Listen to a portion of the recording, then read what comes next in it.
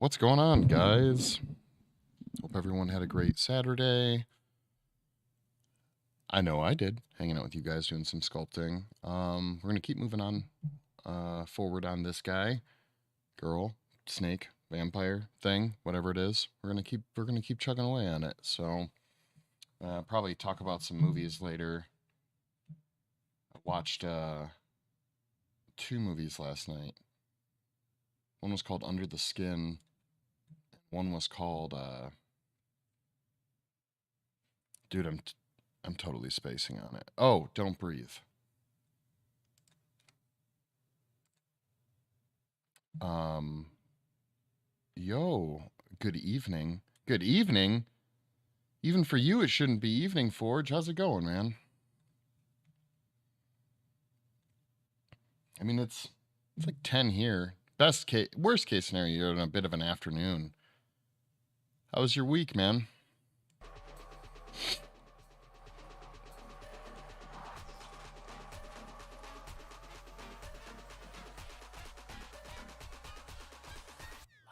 If you guys are watching on Facebook, you shouldn't. You should go over to YouTube or Twitch.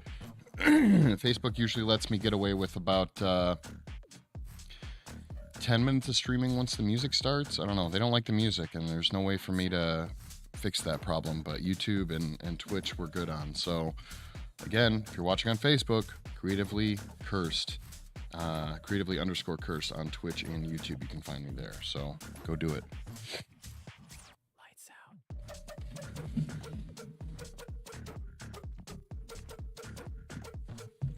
You gonna be streaming today, Forge?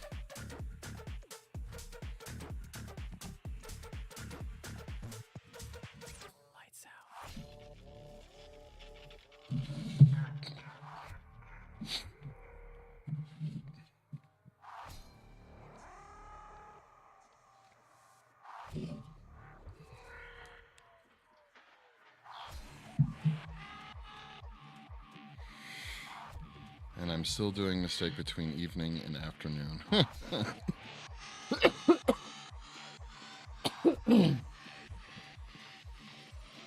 It's all good.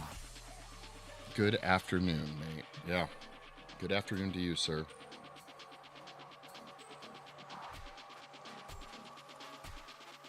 Yeah, I did a stream on Friday, so I was able to leave my setup here all weekend, which is nice.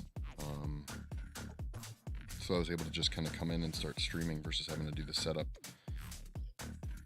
which makes streaming a lot easier.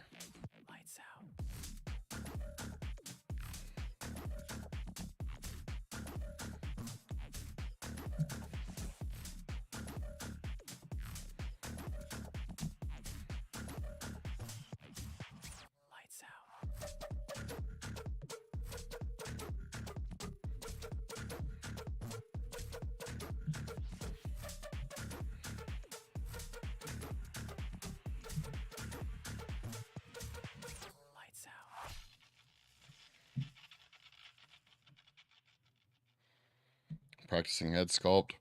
How's your job going, dude? You liking it still?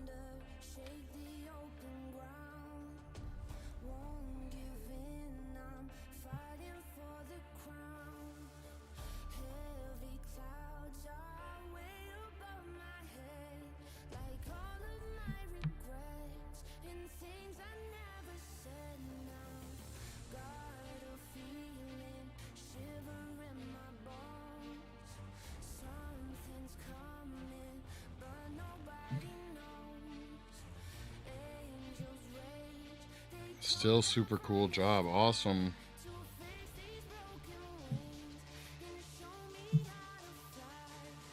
Yeah, you said you were working on your boss's house this last week, right?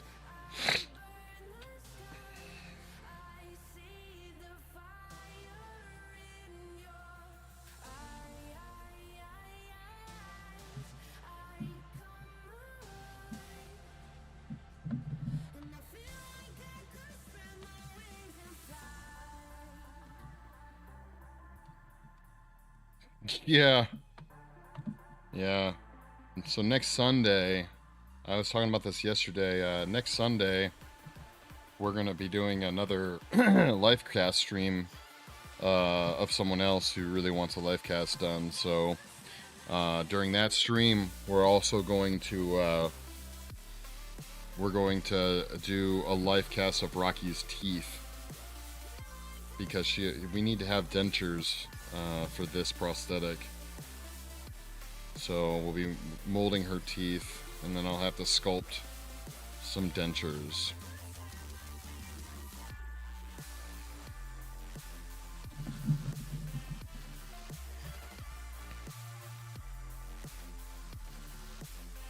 I'm excited for that, yeah.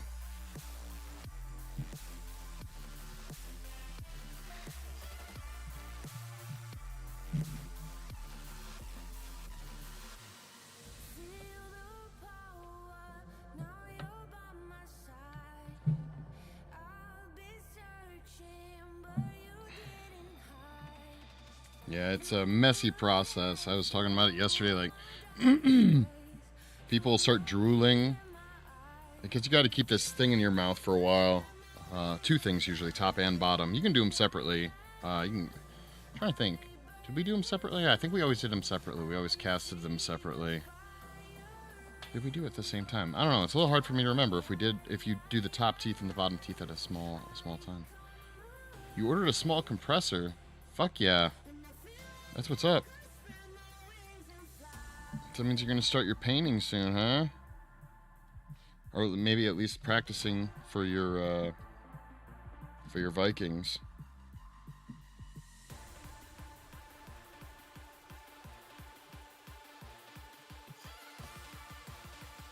Practice, practice, practice.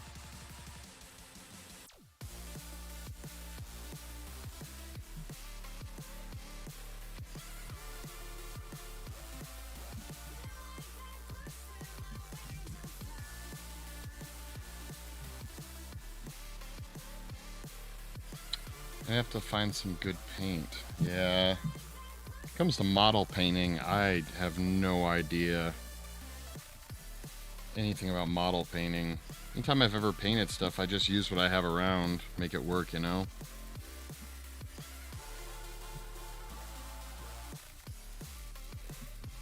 There's a ton of people doing model painting, miniature paintings on Twitch, so I feel like you'll be able to find someone to give you some good tips one way or the other pretty quickly. I'll sculpt a few head to practice on. Yeah, that's a good idea. Did you get any better casts out of your silicone molds, or did you just do the one pour?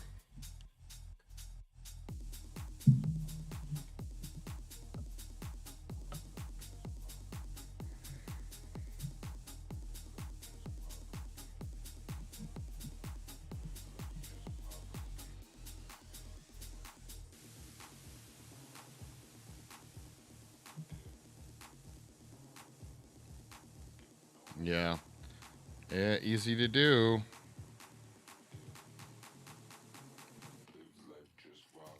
Gotcha. Yeah, I'm sure there's a ton of great ones out there. You've been able to discern any good brands of paint to buy?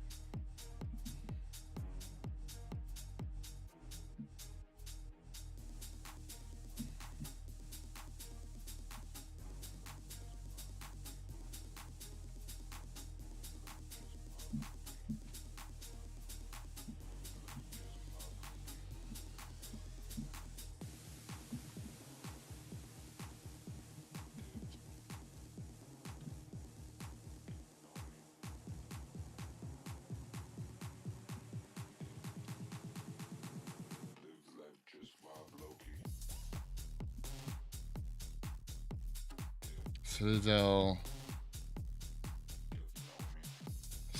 and Vallejo.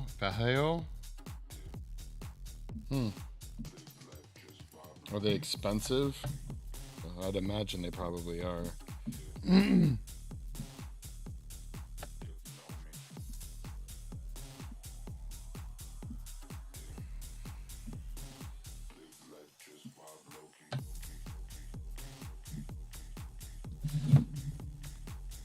Of course, yeah. I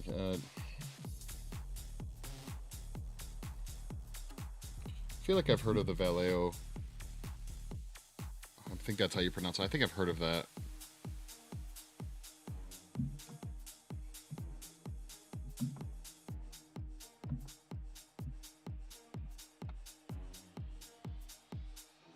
There's another one. I don't think it's used for model paint. I don't know what their technical design is, but we used it for when we painted hyper-realistic eyes. There's a brand called Badger Paint. So like B as in boy, Badger, Badger, Badger. I have to find a place around here where I can buy and ask questions and advice. Yeah. Forget, how far are you from like a major city?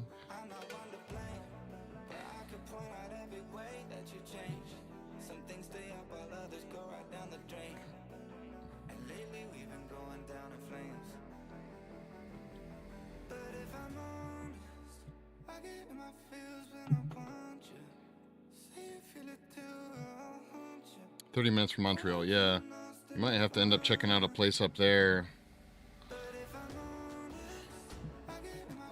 You need to find some like old-timer guy that's been like, I've been airbrushing for 50 years and I know all the ins and outs, you know?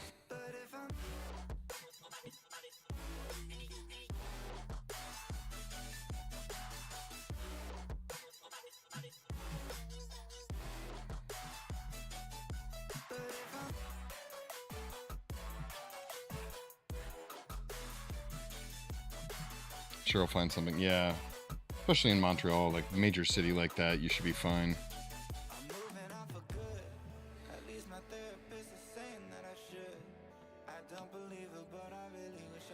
Exactly what I'm looking for. Yeah.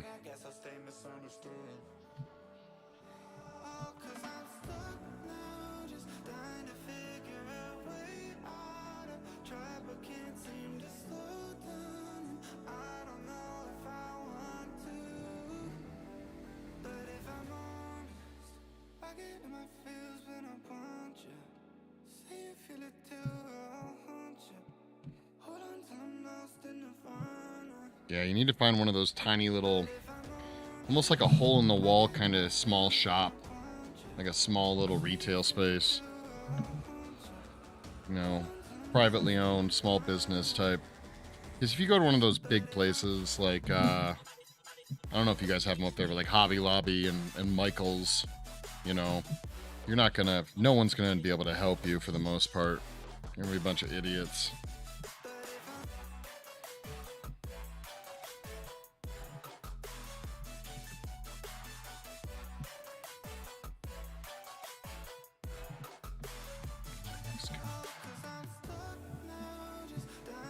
Fucking eyes. I have to answer for your question which part I hate to sculpt. The fucking eyes. Yeah. I'd still think I'd pick. Yeah, you know what? I'll agree. Okay, you know, I've really started thinking, because when I'm streaming, usually I'll say once a stream, I'm like, oh, I fucking hate doing this part or that part. There's certain parts, I guess, of sculpting everything, like, it doesn't matter what it is, that are going to be stressful and irritating. That's why sculpting is such an odd, maybe it's not the only art form, but certain aspects of different types of art forms are always like problem solving. It's like figuring out where the problem is and fixing it. And of course, the problem being, hey, you know, first, I don't like the way it looks. It's supposed to look a different way. then analyzing the situation, only to find out sometimes you can't figure out what the problem is. Yeah, you're working on eyes that small? I have no doubt that that is some frustrating shit, man.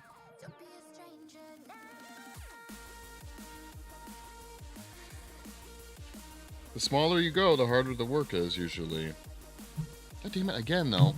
The bigger you go, different type of difficulties.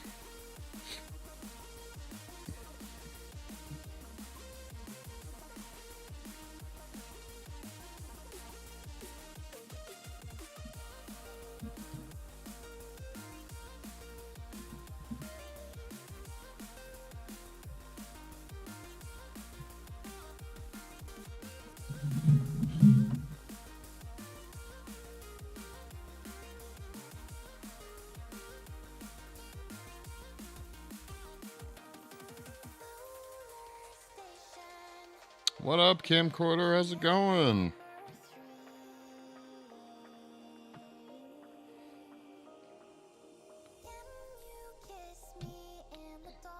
Any exciting plans today, camcorder? Can you do anything fun for your wonderful Sunday?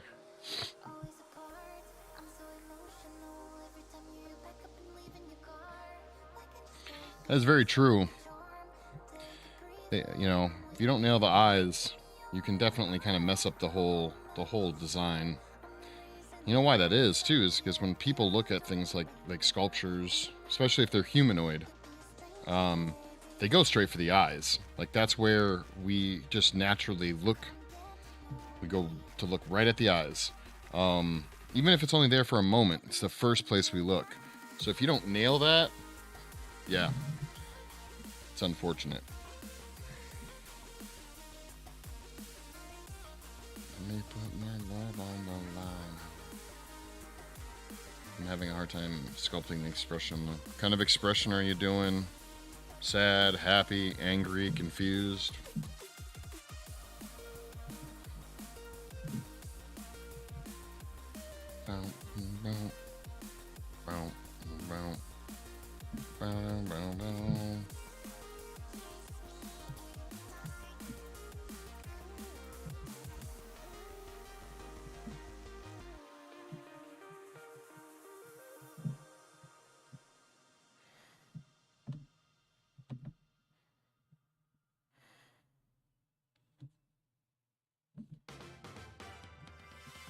You're doing good. That's good, camcorder.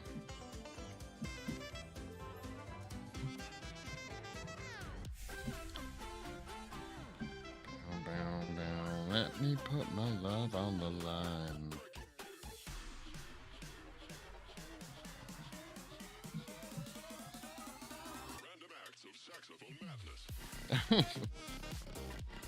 Hephaestus hammering shit. That's the look. So, concentration, I guess. Yeah. I don't know. I would imagine that's close to angry, right? Get this, like, you know, arm up in the air, coming down, kind of like sweating from all the heat in the forge, and, you know, like, you know, so his furrowed brow, like, really concentrated and focused. You know, I don't know. Hard, you know. Imagine, like, sparks flying and shit like that. Embers from the heat.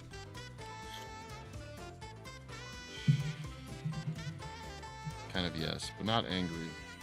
But not angry at the same time. Maybe he is angry. I'd be angry if I was hammering shit. Or is he supposed to... I don't know how to... I don't know. I think... Okay, so concentration... A concentration look... I think it's like a mild angry look. It's not angry. It's like a mild angry.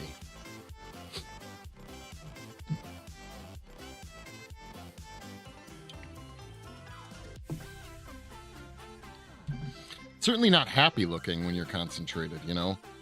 I don't think.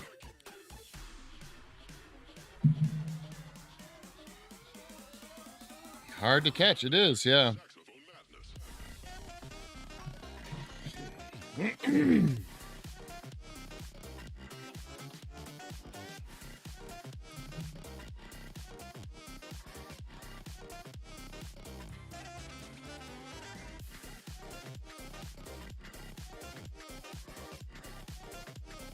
what you need to do while you're sculpting it, while you're trying to sculpt this emotion, have Harding just take a picture of you, because whatever look on your face is probably the look you need to sculpt.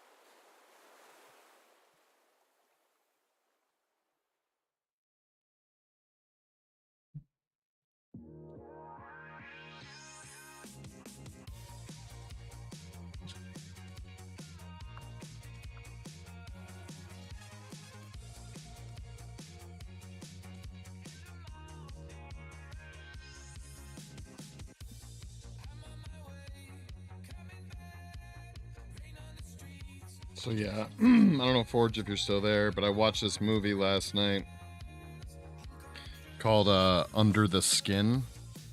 Creepy fucking weird art house movie. Um,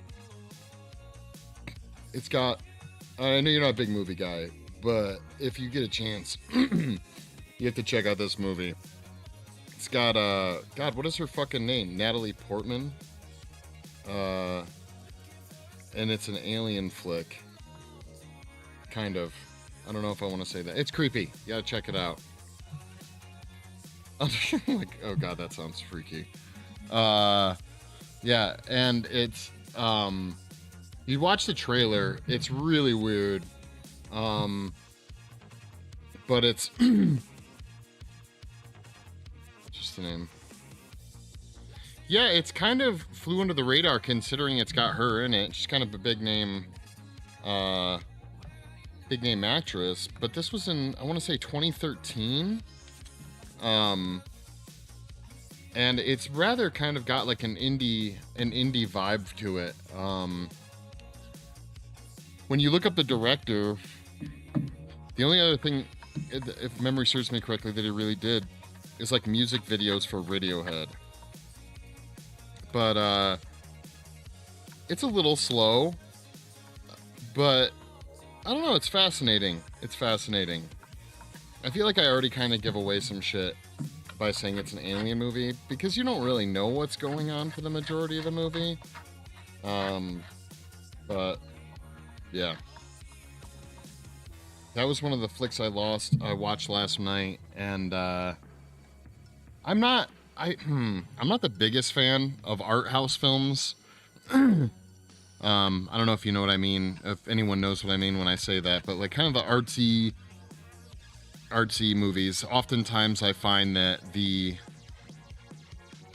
director, the editor, whatever, fall in love with their footage too much. And so there's just like excessive shots that don't need to be there. Oftentimes you'll see this kind of thing where it's like, oh, it's just this tree blowing in the wind for like 5 minutes, and you're like, okay, did we really need to see the tree blowing in the wind for 5 minutes? I'm gonna say no, we didn't need to see that. But I mean, Natalie Portman gets naked several times in it, which wasn't terrible. I wouldn't say it's scary either. I think my wife and I talked about this while we were watching it last night. I think it's actually in like the horror movie section of Amazon Prime, but I don't know, it's not really scary. Maybe a little bit at times disturbing, but that's about it.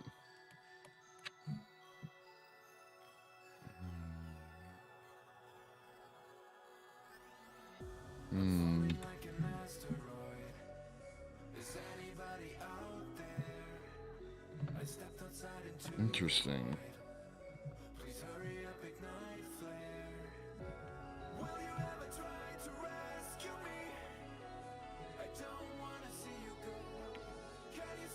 Oh yeah, sorry, Scarlett Johansson. What was I saying?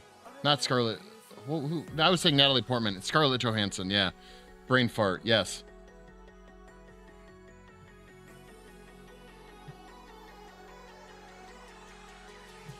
Dude, I was having such a brain fart. Yeah, Scarlett Johansson.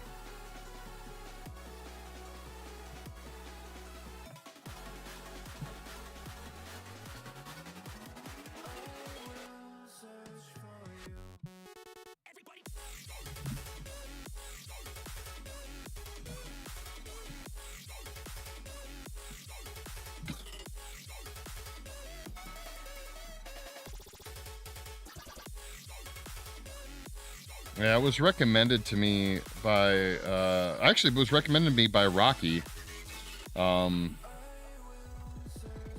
months ago, and, I finally saw it on Amazon Prime, and I was like, well, let's give this a go. Let's see what's up.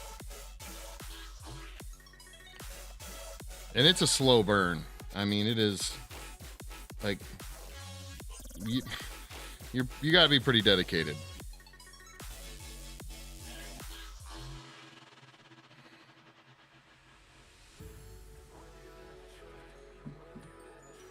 I want to say, actually, you know what? I will say it had some cool effects. Because, I mean, there were times that I honestly didn't know whether or not what I was looking at was like a digital effect or a physical effect. So that's impressive. I think it was a nice combination of both, honestly, but... did you look up the trailer? Yeah, it's a trip.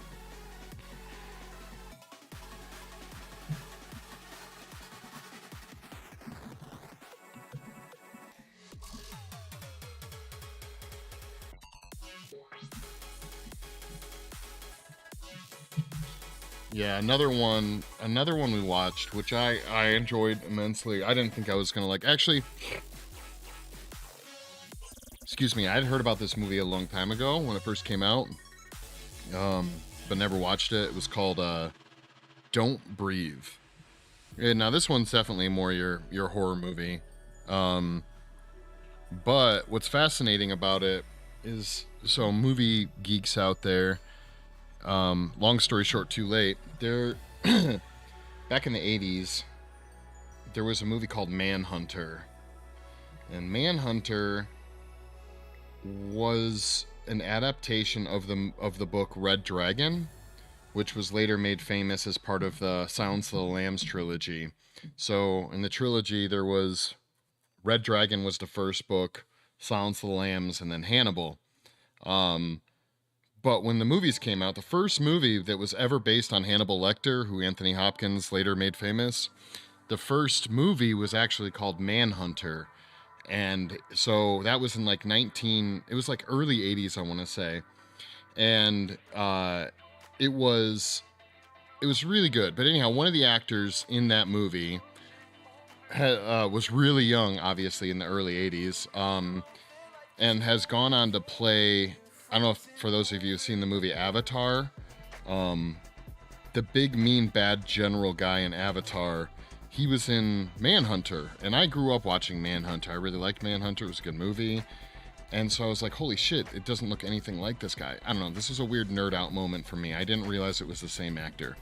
So I looked up that actor to see what else he was in. And he was in this movie called Don't Breathe. And Don't Breathe was directed by...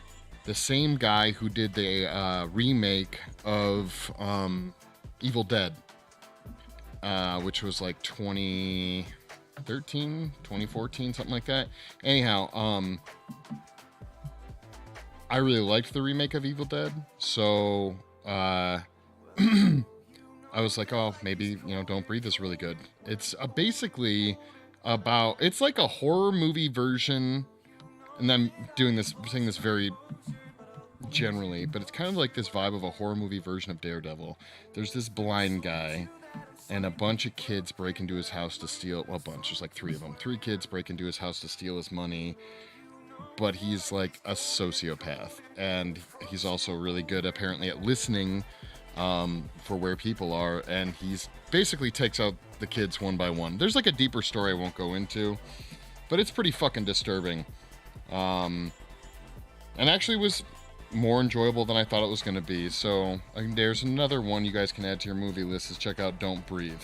There's a sequel I haven't seen, so I don't know how good it is, but you should check that maybe check that out too. I haven't seen it. So yeah, Don't Breathe and Under the Skin were my Saturday night movie watching. I feel like I'm kind of scraping the bottom of the barrel when it comes to looking for new movies to watch. Yeah, he is blind. That's what I'm saying. It kind of reminds me of like a horror movie version of like Daredevil, kind of, because he can he listens, and yeah, that actor is cool. He listens for where people are, and it's disturbing. The movie's disturbing because of kind of what you find out about that character, but so worth a watch. Like last weekend we watched that Moonfall movie, and oh my god, what a weird piece of garbage that was. Wish I can't I don't know that I can recommend that one.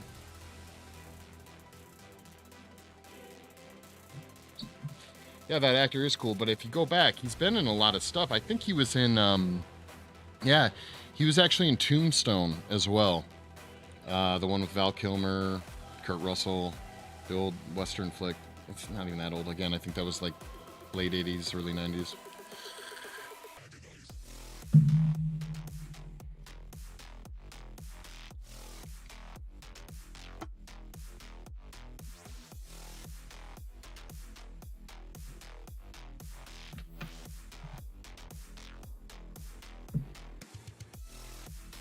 Yeah, that's why like I said, I'm kind of scraping the barrel.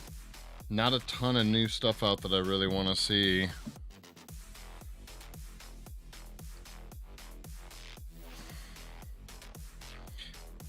I can't rewatch movies quite like I used to be able to do. I used to find rewatching movies to be a lot of fun. Just to put on a movie, you know, you're one of your faves. I can't really do that anymore. I'll do it when there's nothing new to watch, but I really like watching new shit.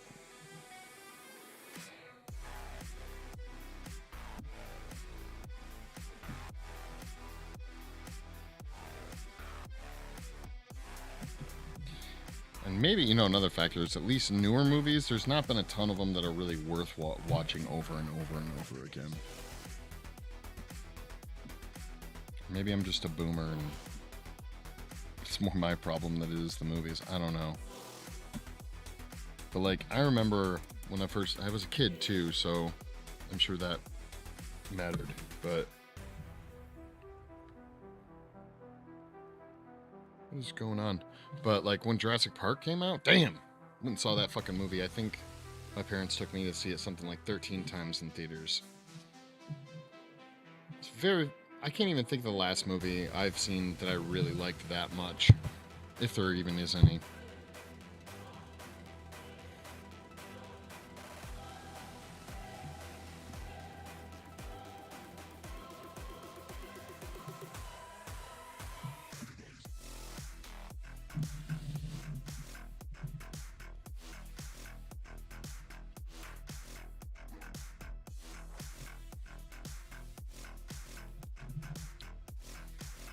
Honestly, one of the movies I probably watched the most, which is really weird, to me at least, is like, I really got behind the Avengers flicks. I thought those were a lot of fun, and I've watched them quite a bit, honestly.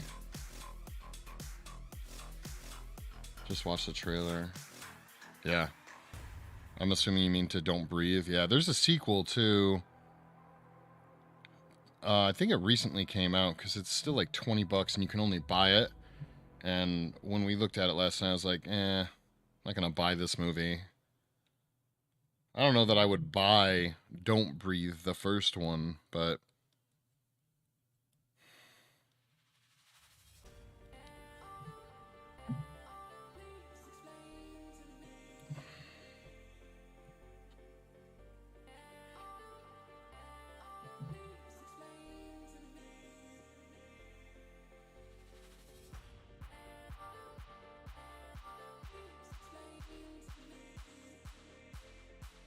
I know like Forge. I know you're not. Also, I've watched The Matrix so many times. The Matrix, yeah, the original Matrix. I'll give it. Yeah, I have seen that a lot. I guess even the sequels I did watch quite a bit, but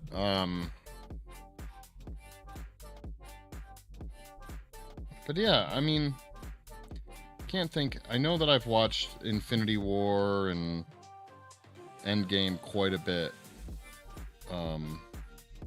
What's funny though is I can't say the same for the individual movies, whether it's Iron Man or any of the other superhero movies. I've seen once or twice, but like not nearly as much as I've seen Infinity War and Endgame.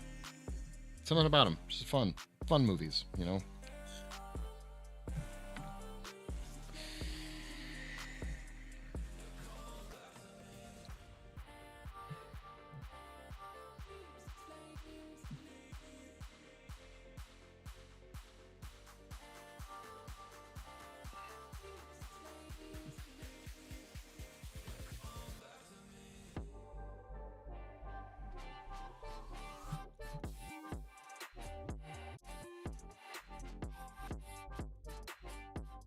Such a shame about the new Matrix movie, man. What a piece of shit that was.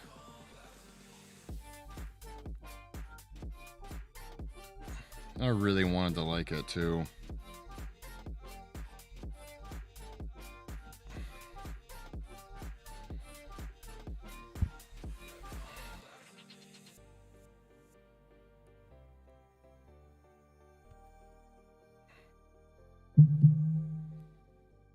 If they had, and what's funny for the Matrix, the new Matrix movie, is that like the story was whatever.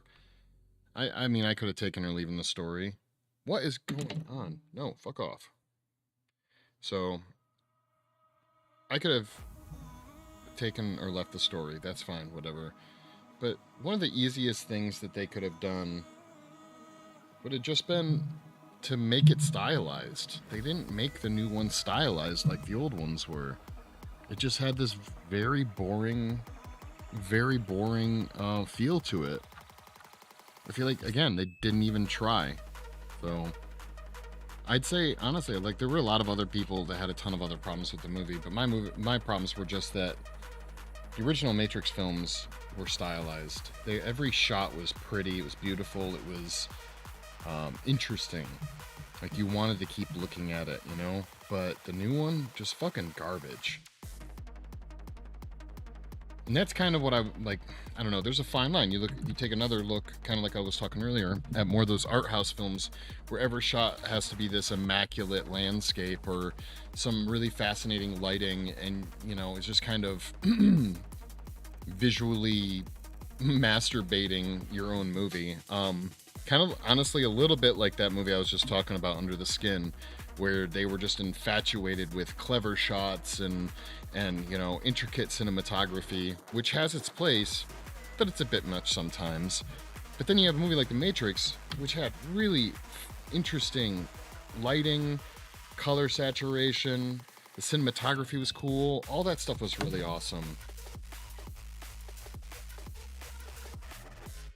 Boy, if you've seen it. This is what I've been talking about, Forge. I've been talking about the new Matrix movie and how it's garbage. I haven't said anything to spoil the story, okay? Unless you care about whether or not the general idea of it. It's just it's garbage, dude. If you liked the original Matrix movies, you won't like this Matrix movie. I don't know, maybe you will. Who knows? I know, delay.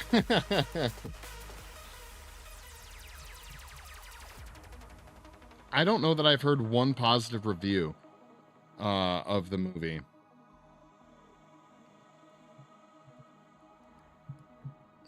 I think the best review I've heard of it is that that people were indifferent to it. I honestly didn't understand it. Yeah, I had read that, well, this isn't fair, I guess, because, like, obviously inflation, but it had the largest budget of any of the Matrix movies, even though it totally came off like the lowest budget fucking movie ever. But you didn't enjoy the first ones. Well, did you watch Camcorder? Did you watch all the first ones?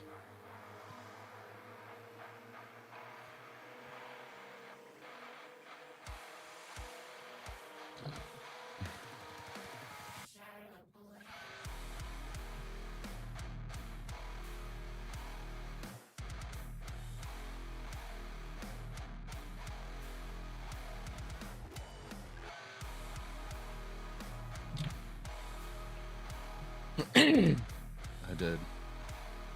No, I did. Oh, okay. But you did enjoy the first ones. Gotcha. Sorry.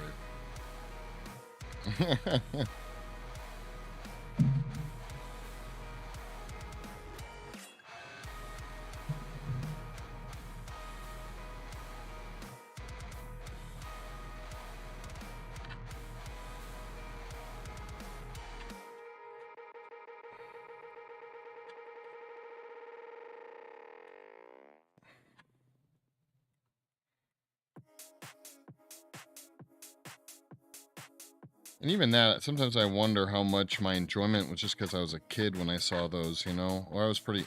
When the first one came out, I was definitely a kid. I'm trying to think. I was probably... Was I like 16 or 17 when the last one came out, I want to say? Well, the last of the trilogy, I guess.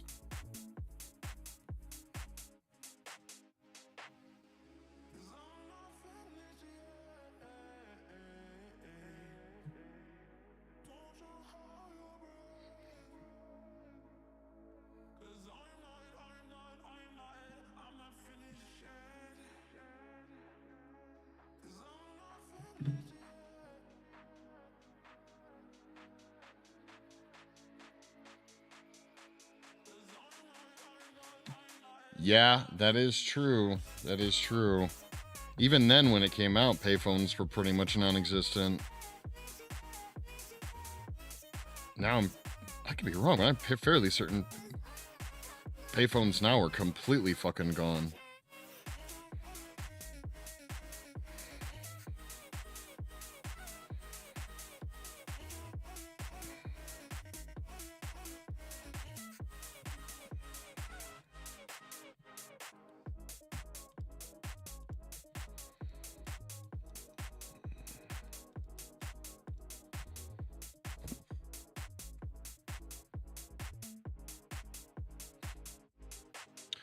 With a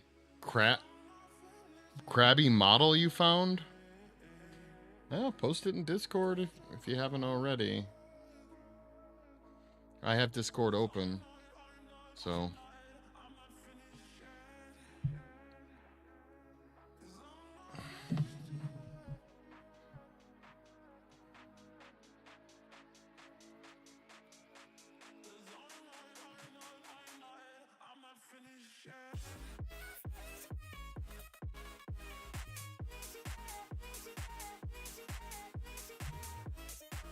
Yeah, it's there.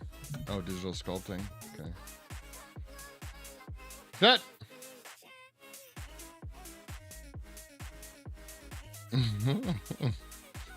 He's cute. You didn't render anything. It's all good. All of it by hand. I don't know what that means when it comes to digital sculpting. What do you mean? You colored it all by hand?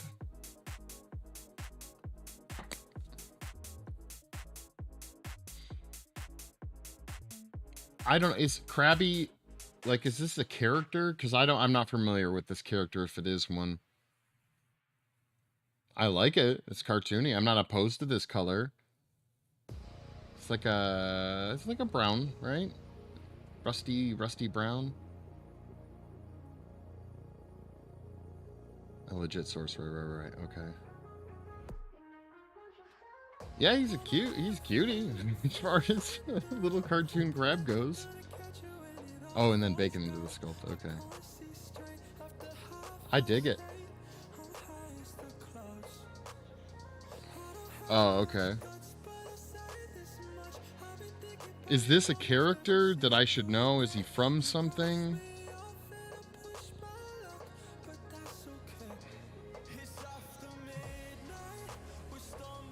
Oh, it's a Pokemon. Okay. Yeah, I'm super unfamiliar with Pokemon, like, in general, so...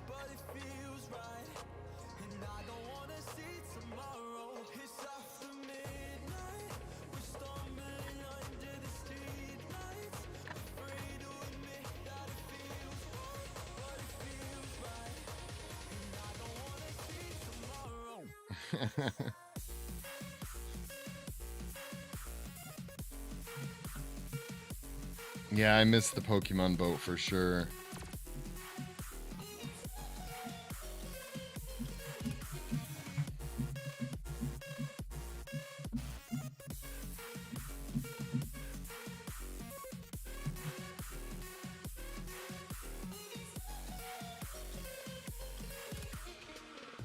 Yeah, I'm trying to think. I was young when Pokemon started getting big.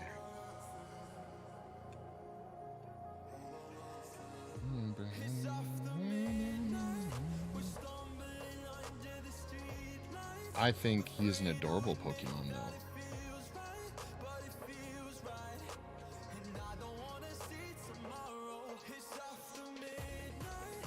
there is a horror video you adore with Pokemon. I could find it probably very easy. I could see it in my head anyways, to make like a horror Pokemon like universe. They're creepy. They could be totally be creepy.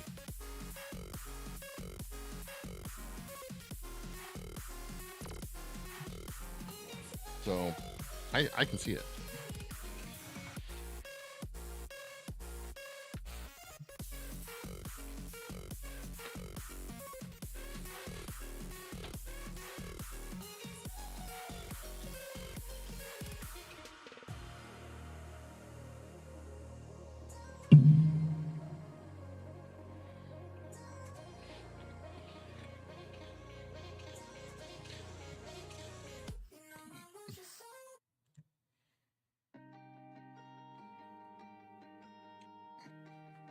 I'll check it out off stream though.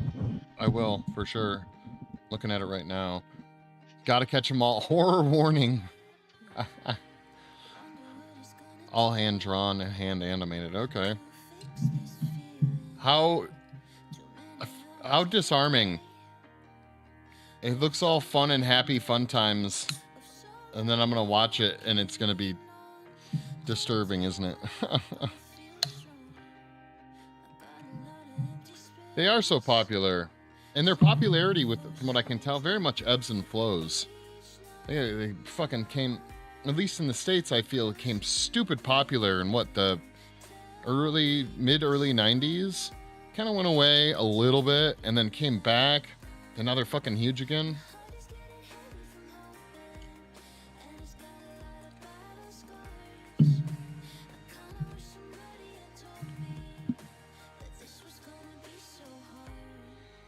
I feel like that Pokemon Go game likely brought it back pretty heavy. I don't even know if that's still like a thing people are doing or not, but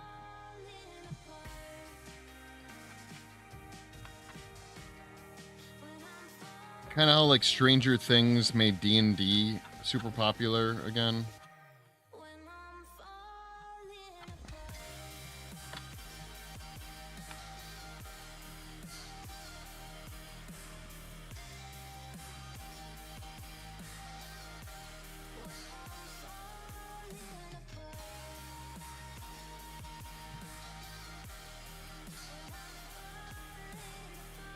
It's like you wouldn't expect this artist to be that diverse. Okay. I can appreciate the tech behind it. Yeah, but not a fan. You're saying you're not a fan of Pokemon Go?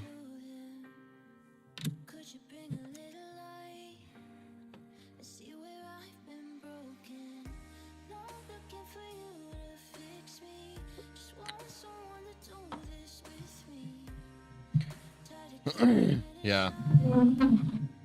I can probably agree and be like, again, if you're not a Pokemon fan, the game probably wouldn't really apply to you. So for me, I didn't really see the fascination, but apparently it was stupid big, stupid huge. What was that, already like 5 years ago when it like really popped off? 4 years ago?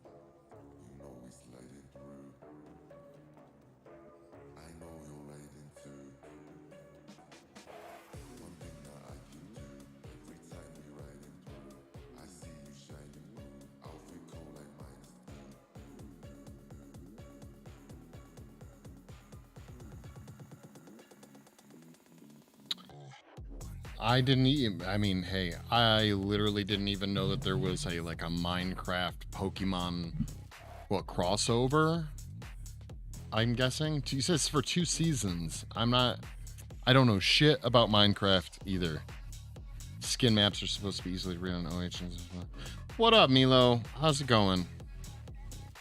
You know, how's your Sunday treating you?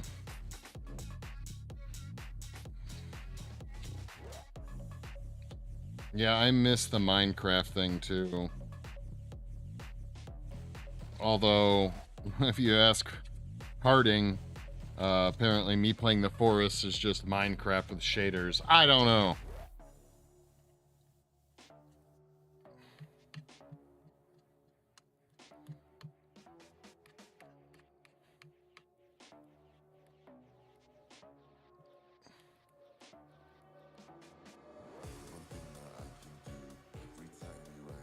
Salute.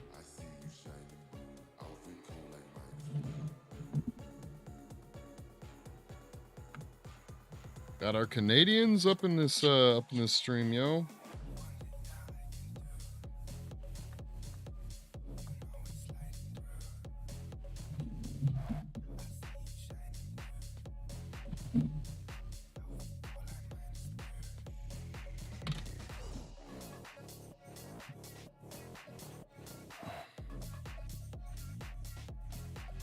This comes around, but then there is like another one here.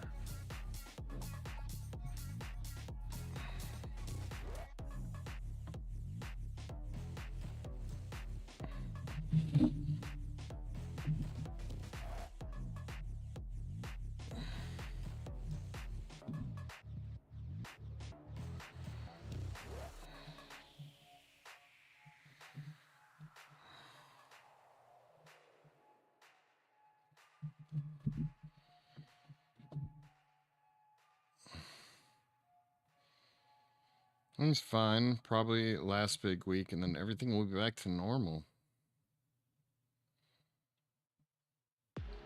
I even worked for that mod team. That's all I would rant about to them.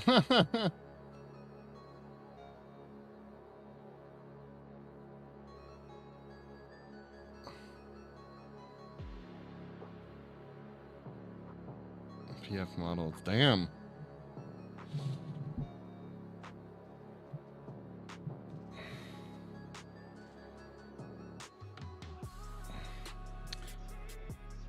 So that's some dedication right there, camcorder.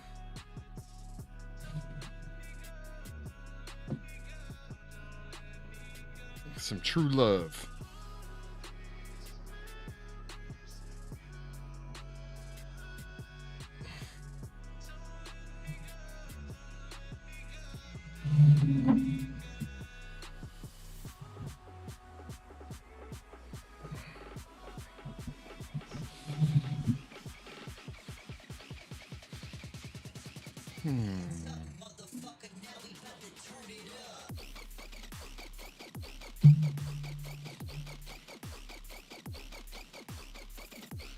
Just bugged you that much.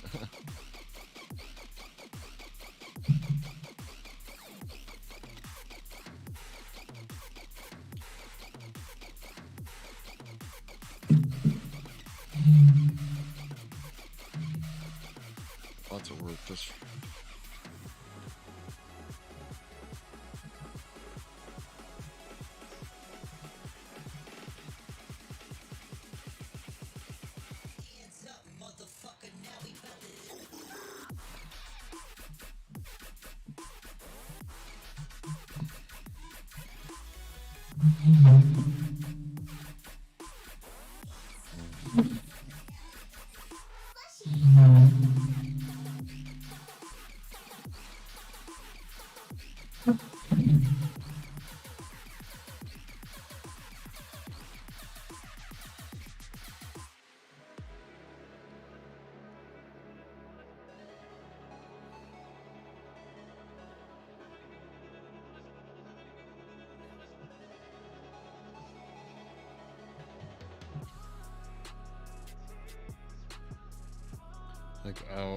like without a person like me on the team, they would just all be plain white. That would not be a very interesting Pokemon, I'll tell you that.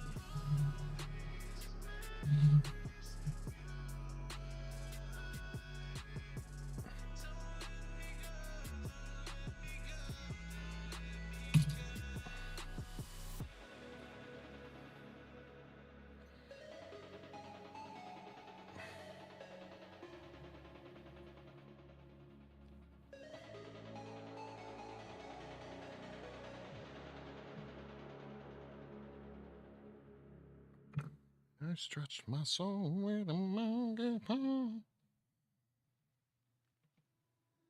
It's a slow start in my head. You came and went every night.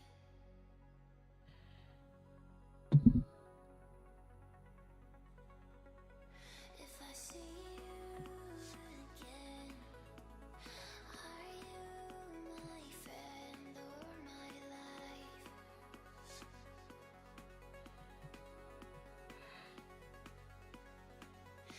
It's often, I guess. I think my chest feels like it feels like you feel like home.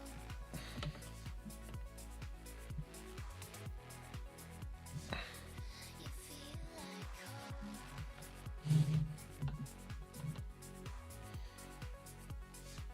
home. This has been welcome to my TED Talk. All TED Talks welcome.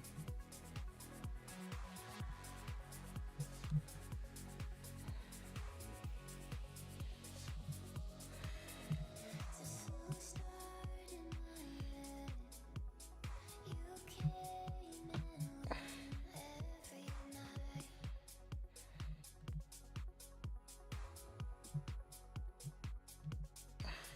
If I see you again, are you my friend or my life?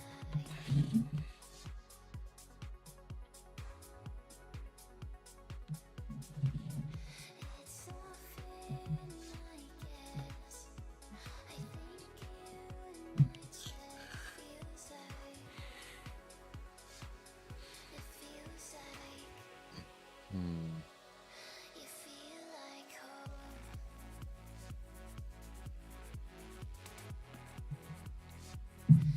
feel like home.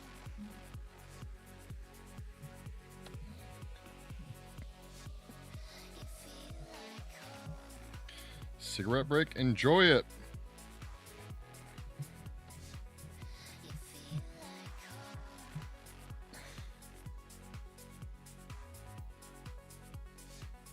You feel like home. This motherfucking pigeon walking into my fucking studio. Get your ass out. Fucking wild. Oh, different. What?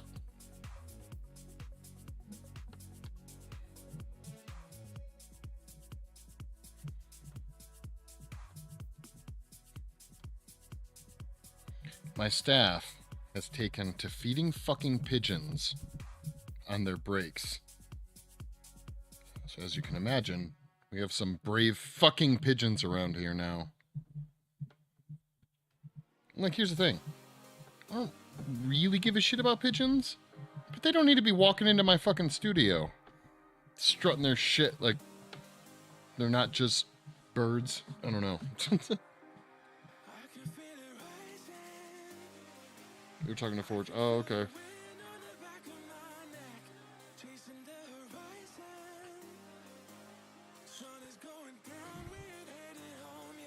Fucking, yeah. This pigeon totally just like walked in just now. It's like, what up? Walked out, yeah.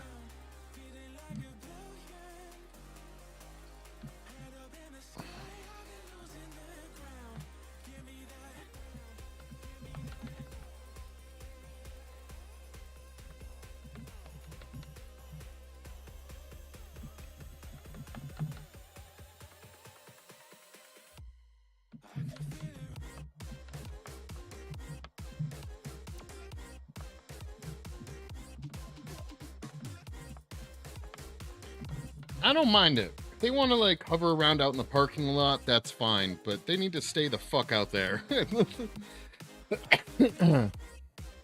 You know?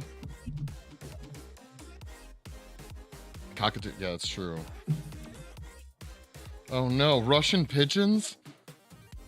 Australia is cockatoo, yeah. We have some people that work with our company that are out of Brazil, and they talk about how in Brazil there's like these little, what do they call them? There's a certain type of monkey that's literally a nuisance in Brazil. Like, they have monkeys like some places have squirrels, like just running around. I don't know, starting shit. I don't know.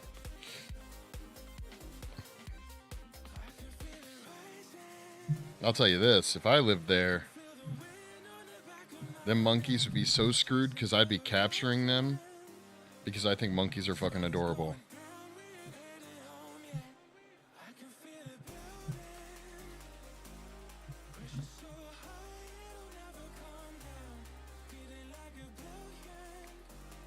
I've been there.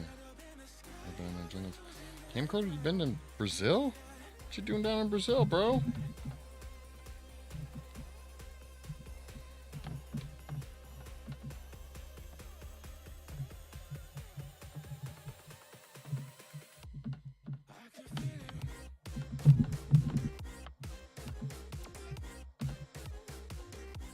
Your mom almost fell off a cliff there? Wow. Damn. A jungle vacation. Alright.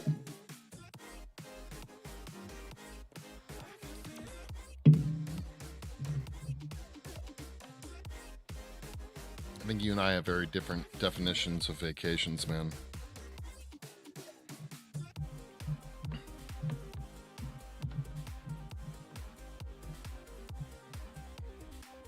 Well, yeah. It's like what? Consider that's a tropical area, right? So the humidity would probably be fucking crazy.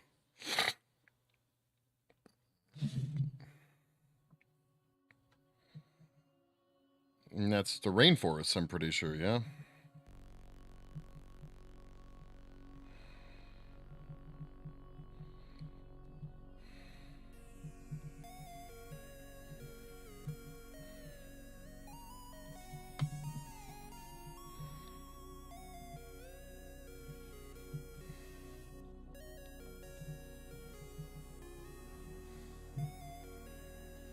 Almost sent into a waterfall, damn! They had steel guards, okay. And that person there was at all times. Fucking A.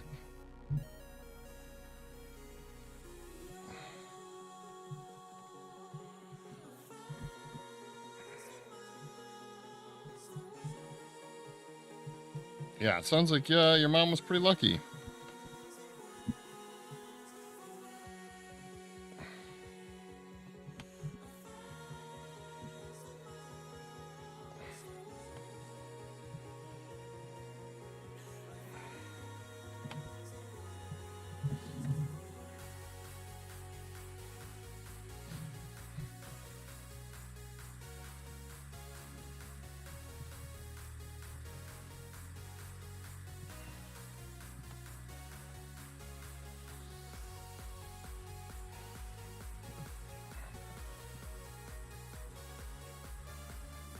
You were maybe 10 years old. Oh, okay. This was a long time ago, probably. Deep into the trail, away into the jungle. Yeah, vacations where there are spiders as big as your head, you know, and it's hot and it's humid and waterfalls and, you know, fucking malicious monkeys. That does not sound like a vacation. That sounds like a survival experience. Which, hey, you know what? Maybe some people are into that. 20 minutes. I loved it. Rock on, dude.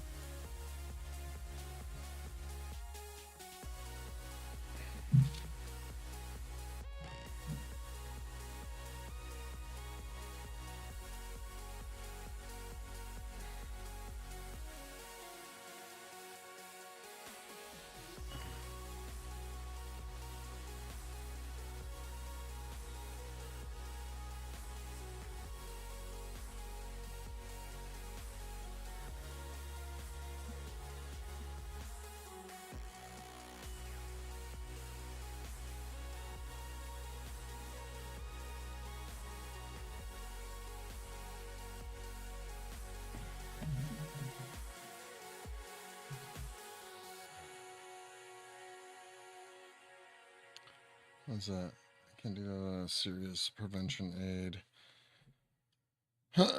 So it's a lot different than now. Brazil's changed a lot in terms of people. Yeah, I almost went to Brazil a couple years ago as part of kind of what I was talking about with the business that we have down there.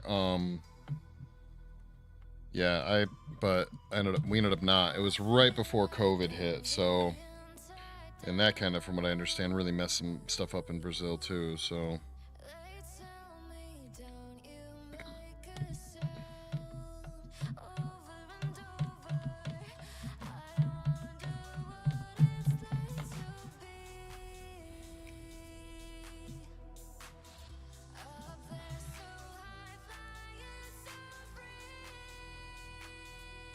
oh shit.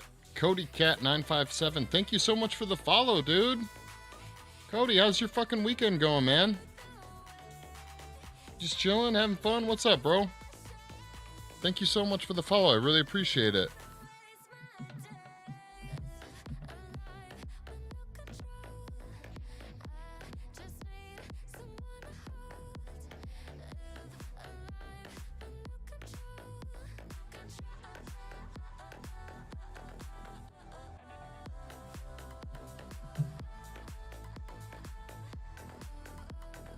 I'm a chick. Yeah,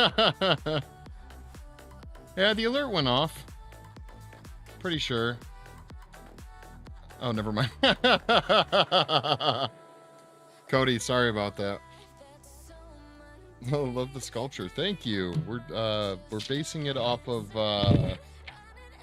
this.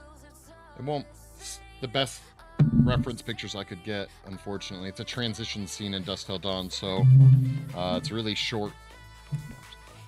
It's maybe like 3 seconds, and I grabbed as many as I could, but we're making some shit up. It's a fun little experiment. Happens all the time, Lo. Are you a artist, Cody?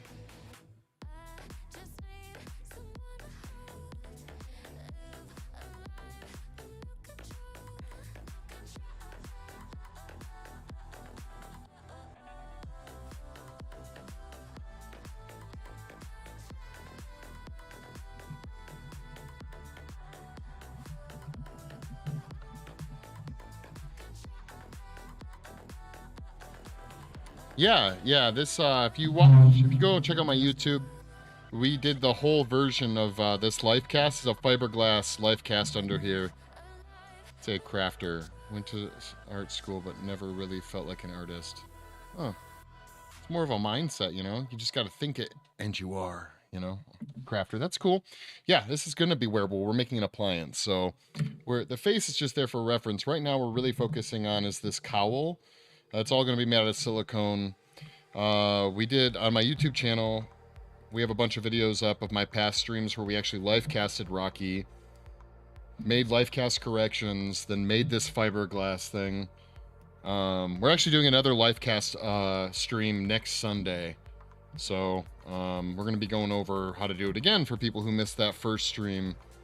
But if you're a crafter too, we're trying to get everyone to join the Discord. The links are in the bio, but we're tons of people. Well, for being an early new streamer, I have a nice group of people that are posting their cool work in Discord. You're welcome to join as well. But yeah, long and short of it, it is wearable. Yes. I don't think it would fit anybody, but it's going to fit Rocky, the person that we live casted, really, really well.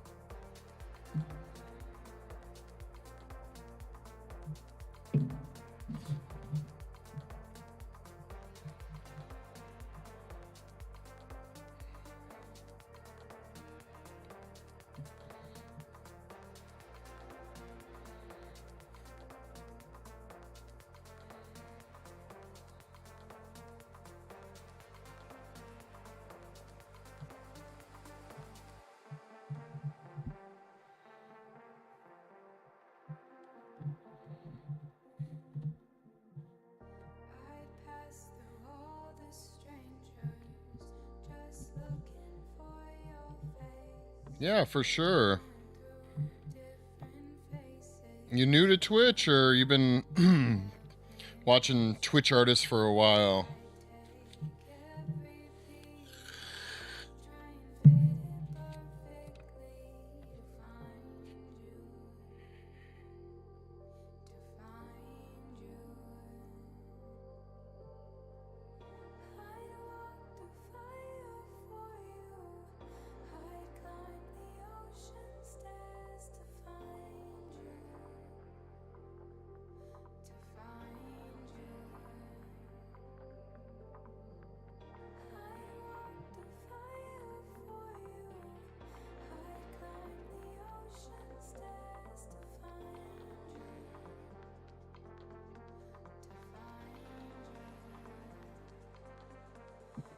We figured it out, guys. It took us a little bit, but yeah, this area was more of bulbous.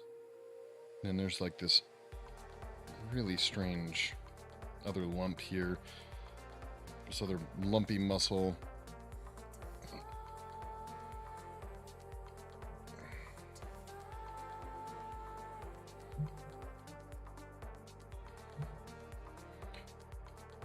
Yeah, I think you experienced likely what I was experiencing. I thought Twitch was pretty much for, yeah, just video games as well. I got into watching people on Twitch maybe about a year ago, artists, and honestly, like political debaters and stuff like that too. So, as soon as I saw some other artists on here doing some cool stuff, I was like, oh shit, I can do that, you know? Forge coming in with the amazing welcome. There's a lot of great people here on here. Forge is another streamer. He does really cool model sculpting.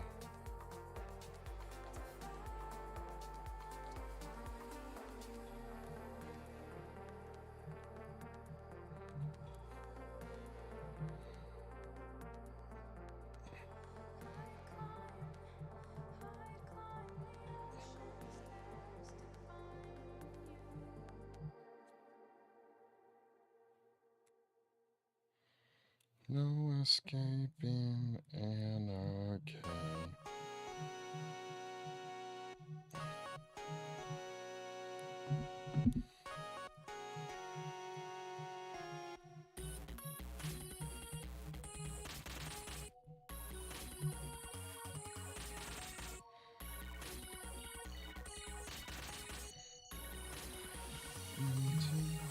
Fucking pigeons, man. Starting shit again.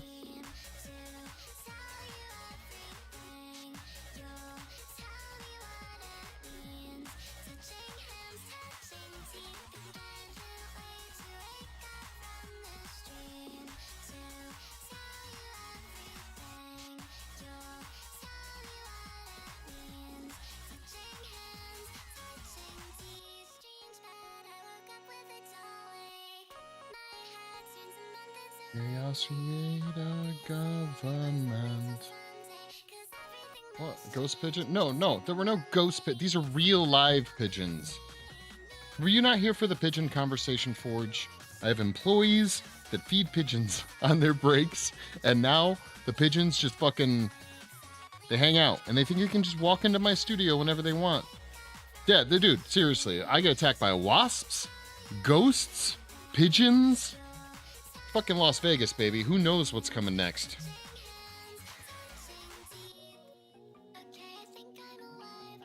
Meanwhile, Europe and Canada, the only thing you got to worry about is an occasional battle moose.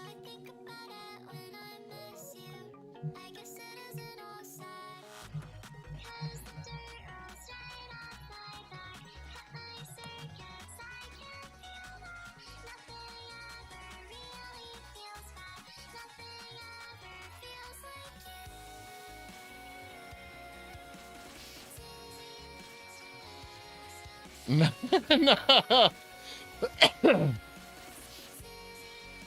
What's up? What's up, Pio Wunder Gamer? What's going on? You were streaming the other day. I missed your stream.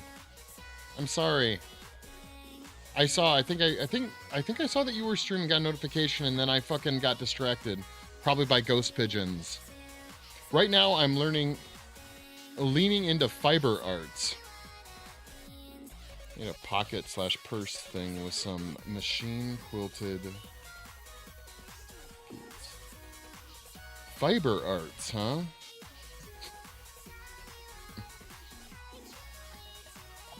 Yeah, I'm a little. I'll have to do some research. I'm a little confused what fiber arts are, but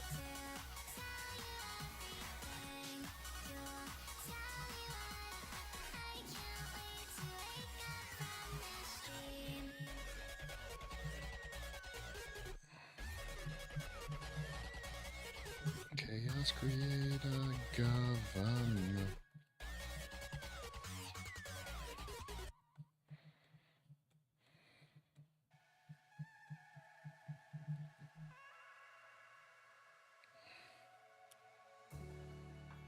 What a pity.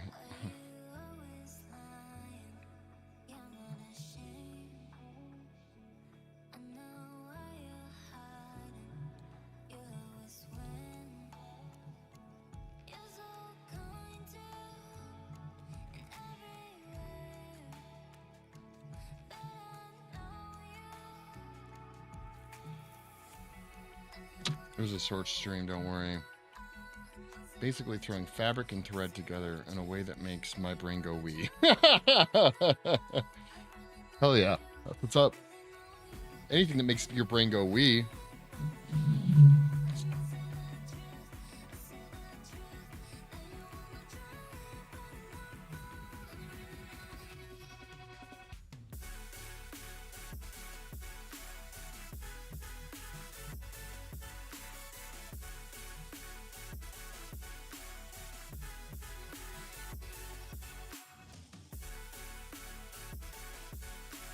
It's a short stream. Yeah. I've had a few short streams lately.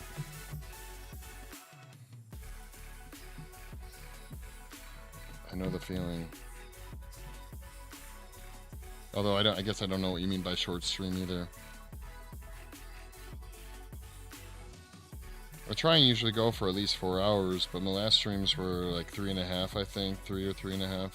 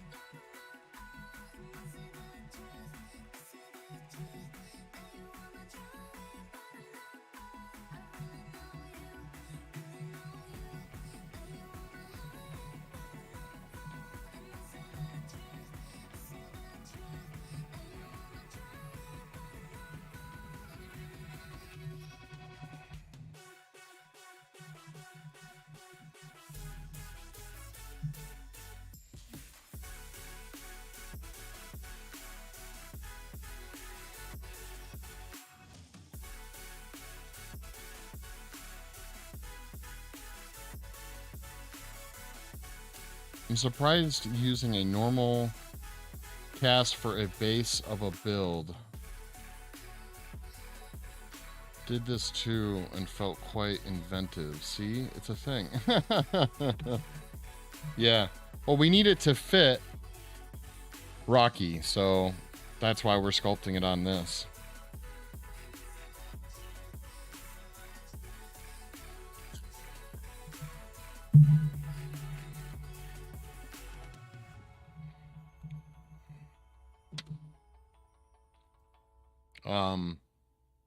Yeah, we have to give it fit her. This actually, we're only going to work on the cowl on this, and then we're going to have to mold the face again with part of the cowl. It's kind of complicated to explain right now, but then we'll make another positive of just the face to sculpt just the face on, so that the face and the cowl are two separate things, but they match up perfectly together.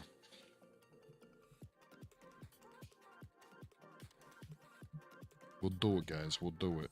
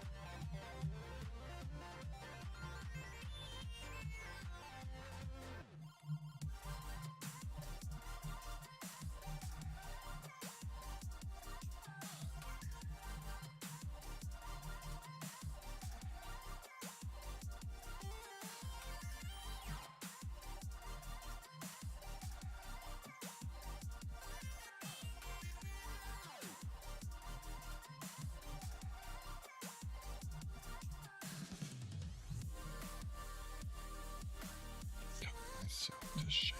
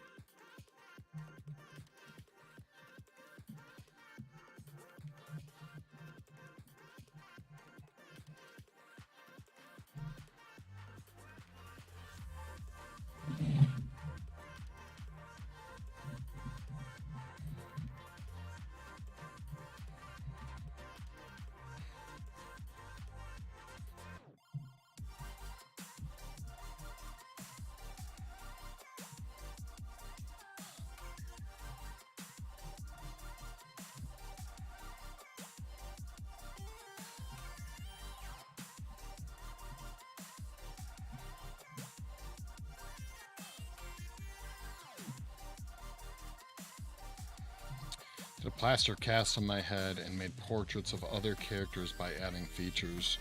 It's a good idea, yeah.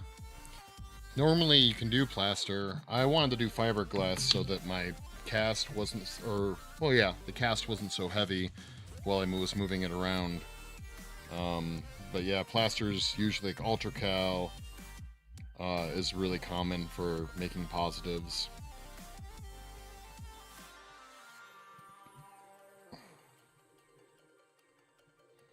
I mean, honestly, there's enough clay on this as it is that it's pretty heavy, so I didn't want to make it even heavier by having a plaster version of it. Plus, fiberglass is really nice for casting silicone, which is going to be what we're mainly doing. We might throw some foam in this, we'll see.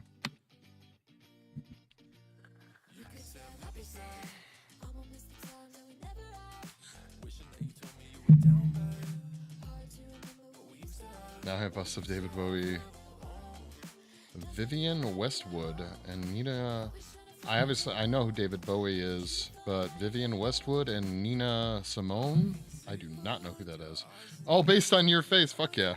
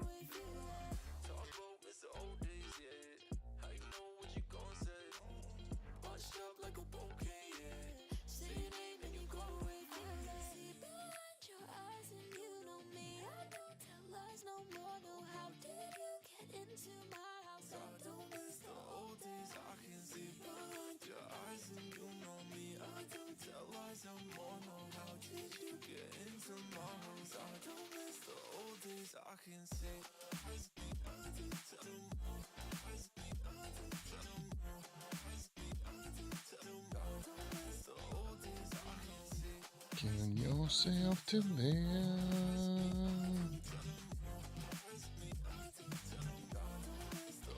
Killing yourself to live. Yeah.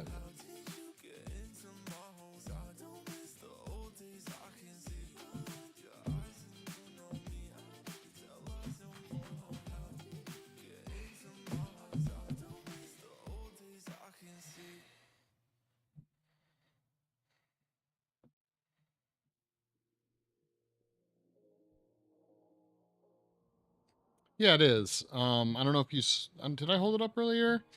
This is the reference is from a movie called Dusk Till Dawn, and it's actually Selma Hayek, the actress. She turns into like a snake demon.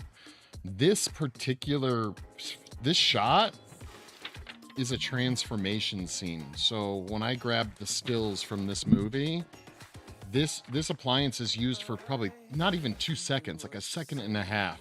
So there's not a lot of reference, because this isn't the final look of what she turns into. The final look is much different than this. This is just a stage, but I like this stage and wanted to do this effect. So that's why I grabbed screenshots during the transition. Again, second and a half, 2 seconds maybe. So I just like held down Shift F3 and like snapped as many pictures as I could, and I got 3 decent ones that I then had to go into Photoshop, brighten up so I could actually use it as a reference. But yeah.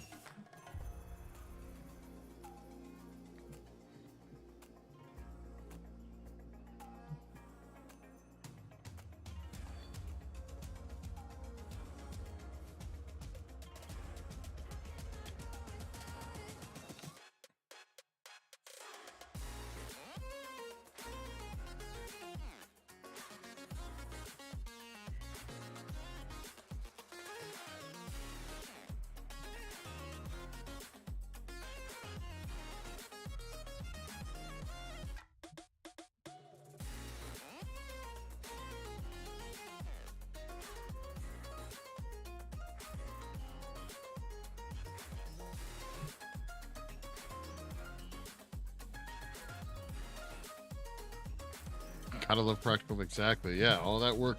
It's like they must have done probably close to, I would imagine, for that transition scene alone. I feel like they maybe did 2 or 3 full makeups for a scene. Again, it's super fast, but it's cool because the reason they did it, the way they had this type of creature in there, is because Selma Hayek had such long, at least would be my guess.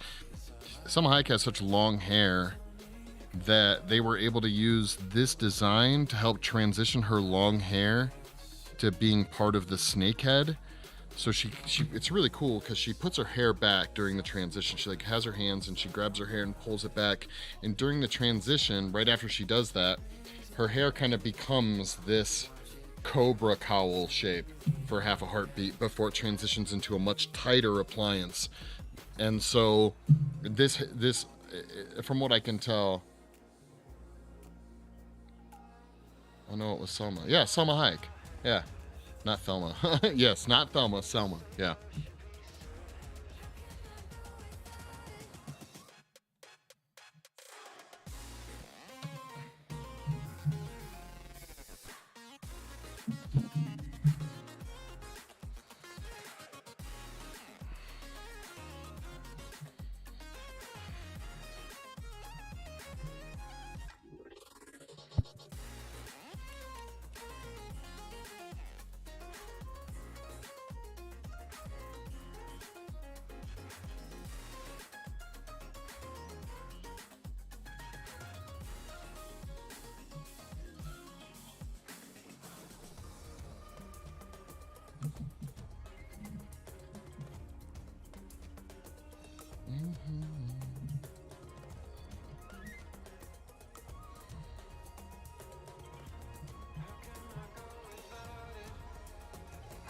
How many people on that practical? Oh, quite a few. I mean, at the time, I could be wrong, but I'm pretty sure it was KMB that did the effects for Dusk Till Dawn. So, I mean, it could be 20, 30 plus. On the whole crew, probably, yeah, that many. On set, maybe 10, 20. Given just working on the appliance, though, probably like just putting it on Selma probably would have been 3, maybe 2 to 3. There's not a lot of space for people to work around the actual model, but I wouldn't be surprised if during when they take on big movies, their crews probably get pretty fucking big. But this was also 1995, 96, maybe? They were big, but they were still getting up. Now, I mean, KMB Effects Group is huge now.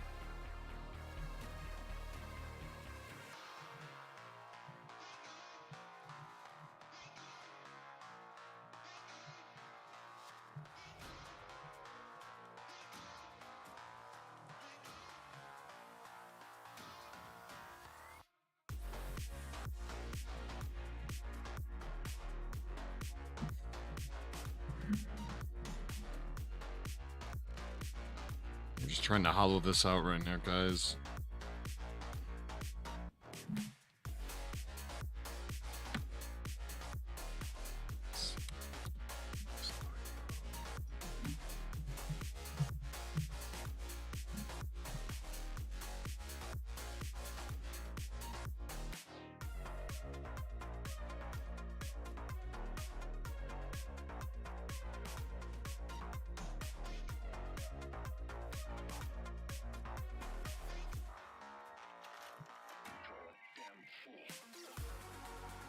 Yeah. It actually, yeah. The song she dances to is fucking awesome. I have the soundtrack to that movie, and it's a good fucking soundtrack.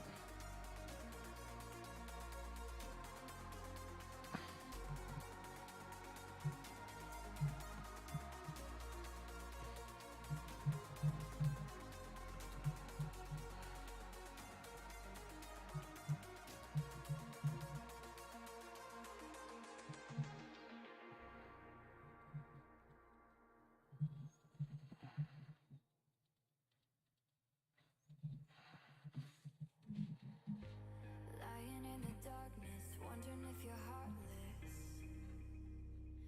'Cause you don't let me see the light. That you don't really want me, you just wanna call me. But only on the lonely nights. You give me just enough that I don't give up. You give me just enough to keep me begging for your love. Locked away. Yeah, there's the band that performed that song, I think was called Tito and Tarantula. And what's cool is, so I don't know, they must have an in with Robert Rodriguez, the director and writer. It's crazy. So Robert Rodriguez directed The Faculty, which came out after, I think it was like 98.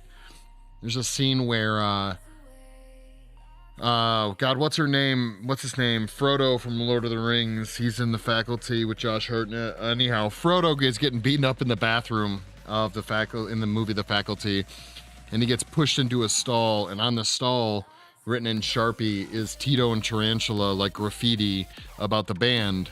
And the band, because it's just a little connection between Robert Rodriguez's films. I don't know. Again, movie nerd shit.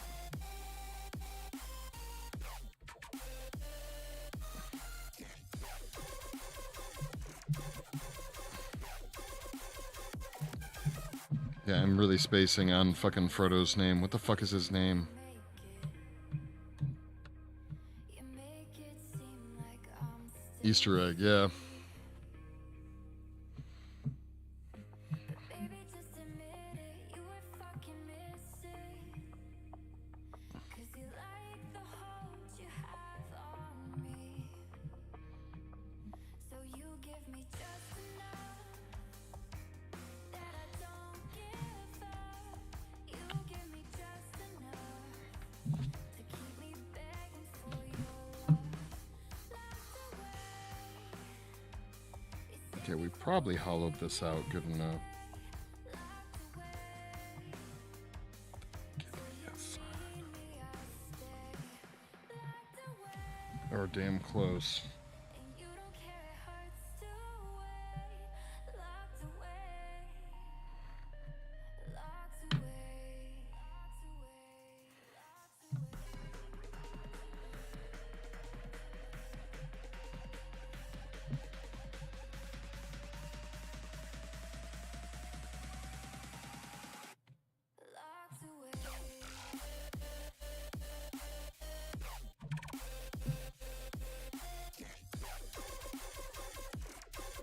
Elijah Wood, Jesus, thank you so fucking much. My brain was literally like, I was like, is it Edward?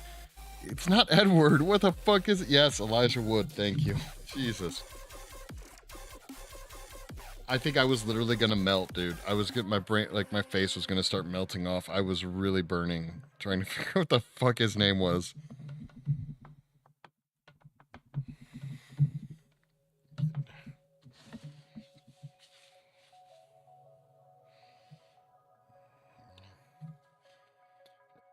Savior. You love your sticks and stones. You throw them my way to make a point, but I don't have hollow bones, so you'll never take away my voice. You used to be like home, but now the whole place is so destroyed, and I survive on my own.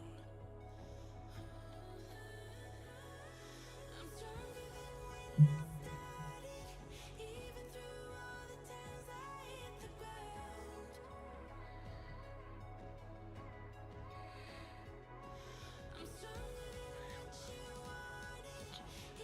through all the times you burned me down. I'll keep rising from the dust.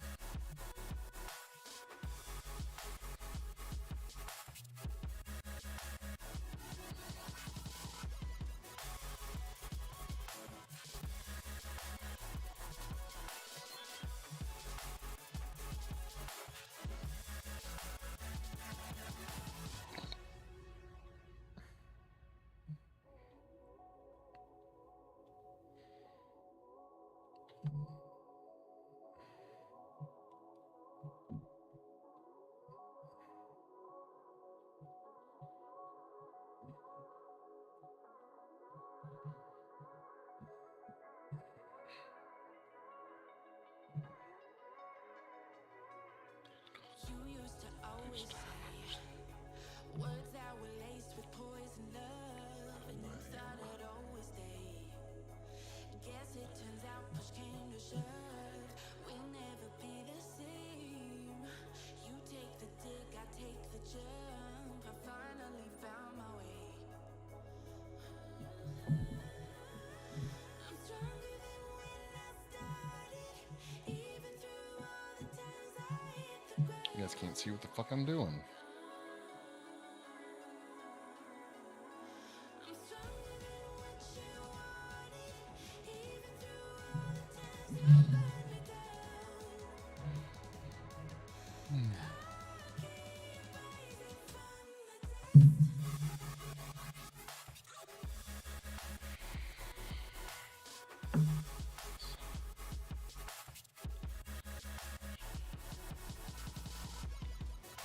Be the one who's left.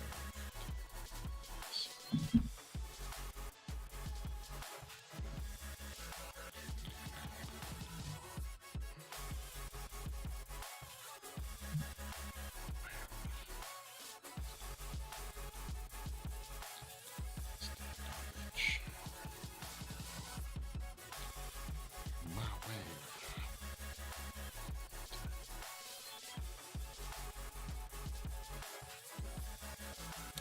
So is this project a bit of a master copy exercise, or is it meant to be exhibited in another context? Other than streams like this, how do you get your work out into the world?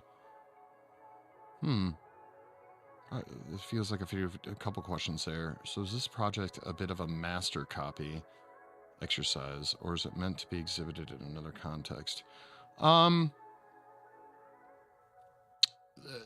So I like streaming and showing. My whole goal of my stream channel is to show people techniques and cool special effects stuff, practical effects, as it were. And so usually one project will lead me down the other. So for example, we made a life cast. That was a lot of streams, like getting the life cast molded and doing everything. So I had to, next goal was to come up with a makeup. So I just chose this one to do. I don't really force my work out there into the world. I run my own company. I have a studio doing similar stuff, but we have everything we need to do the special effects stuff. So, I don't really force, I don't try and get the work out there. People like it, then they like it kind of thing. But I'm not selling this type of work, just showing how to do it. I don't know if that makes any sense. Like we're also working, we have 2 or 3 other projects going right now. We're sculpting a video game character, 24 inches, which we'll put through the molding process as well. I have a little goblin that's about yay tall that we're molding and painting. So it's a lot of traditional sculpting and mold making processes that a lot of people don't know about. So that's my goal, is to kind of go over that stuff.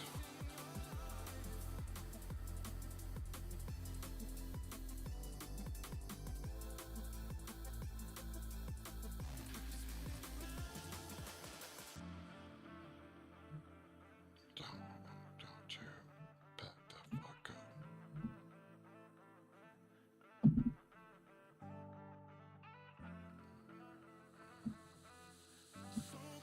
And I wouldn't say that we're gonna nail this exactly. It'll be fucking close. But I don't think we're gonna nail it exactly, mainly because I lack the reference. But I don't even know, like, nowhere on the internet does it show what the back of her head looks like. So as it is, I'm gonna have to take some creative changes. Plus, Rocky, it's kind of hard to tell from this life cast, but Rocky's really small. So this life cast is really small. So just in general, that's going to change the dimensions of the sculpture too. That's very cool, and that makes sense. Yeah. No, I mean, eventually I probably will like start a Patreon or something like that, and start selling some of the work for people that want it, if they're like big fans, you know. But I haven't sold sold pieces of sculpture in a very, very long time, probably over 10 years. I used to sell like way back in the day. I used to sell like latex masks and ceramic pieces. I don't really do that anymore, but I love doing this shit. So it's definitely a passion project for sure.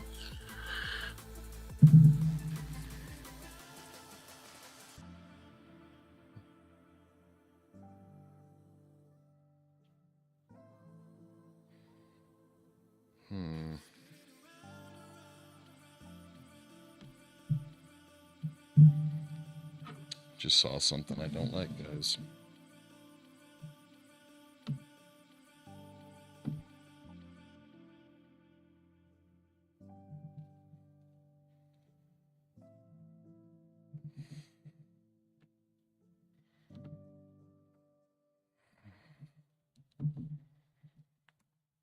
The other project I'm working on, which is a video game character, that one we're trying to nail as close as we can get, again, to the reference pictures we have. So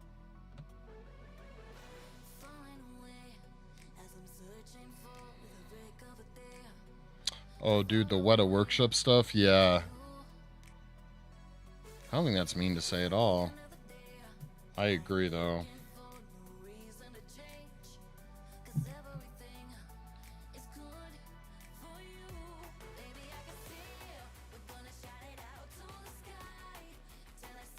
Yeah, well, I have lots of art school too. I've never been a fan of, like I said, I used to do the trade show thing. I used to do the art show thing for many years, actually. Not my bag, not what I'm into. I've done it. I can do it. If I wanted to go back to it, I could do it again, but right now, I really hate selling my art.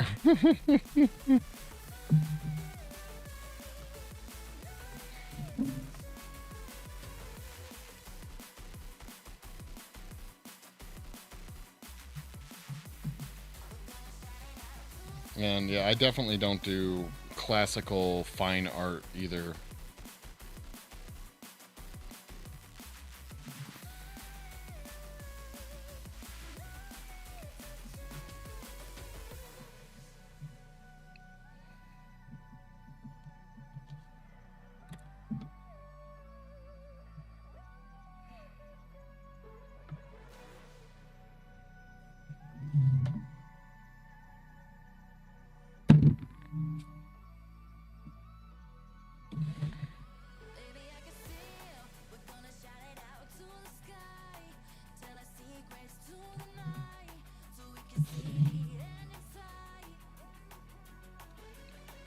Lots of art for artists in the gallery context too. Very true, very true.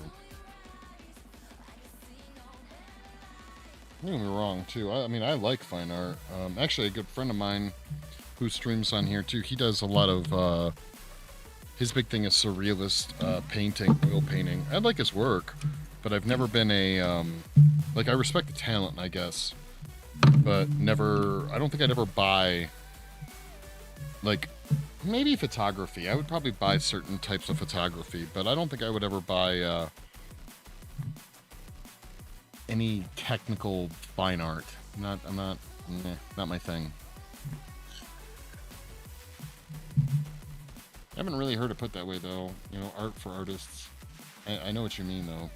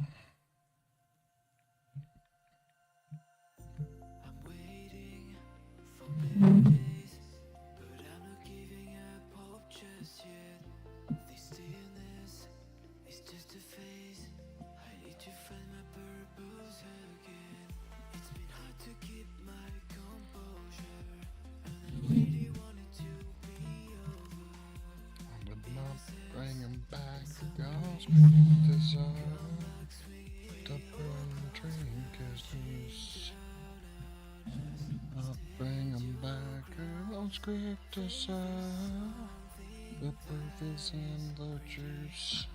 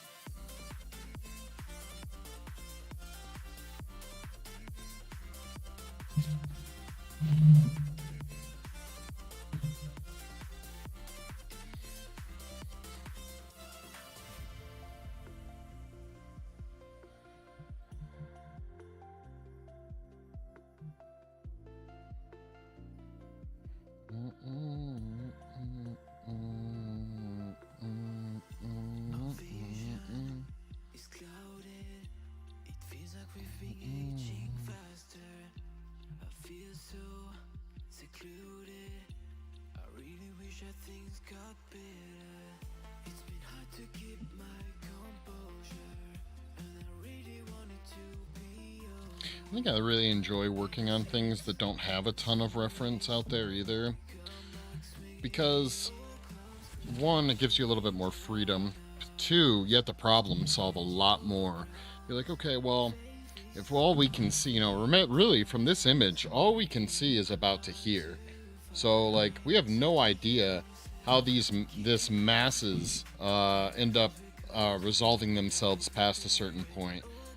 So while you have the replication that you have to nail to try and make it look as much like an image, you get to then, although it's not as the interesting part, but you definitely get to do your kind of your own shit in the background, which I think is cool. Plus, generally, if you find something that doesn't have a ton of reference, likely means it's a little bit more obscure, which means, at least if you give a shit about quote-unquote originality, even though nothing's really original, you have a chance to work on something that everyone has done 1,000 times over again. Not always, but sometimes.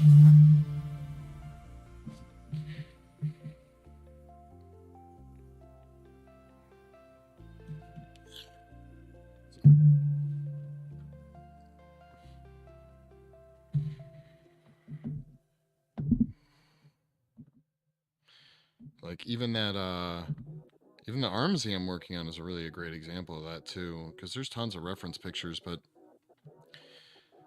just due to the fact that it's in an older video game, the reference really isn't that great. Kind of low res, you know. There were limitations at the time when they made the video game where they're not able to give as much detail to it as you want. So like when I get into doing the skin texture of that thing, I'll be able to make like a high def version of the creature from the video game that doesn't really exist even in the video game, which I dig.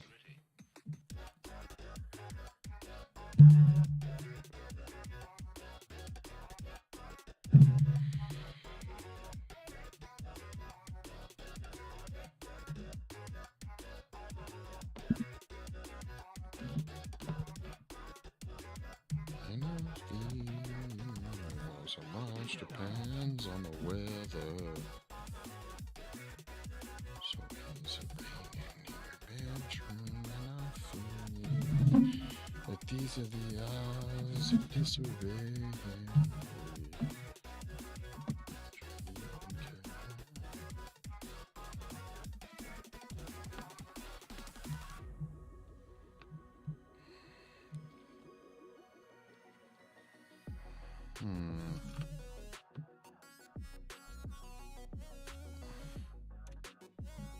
Use my fancy tongue depressor tool.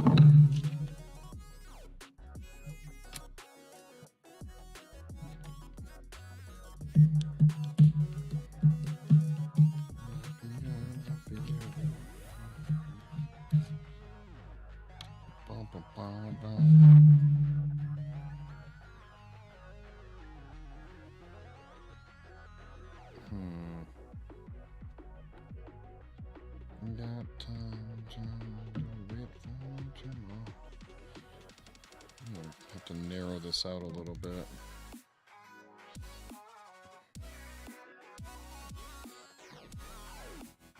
Got time.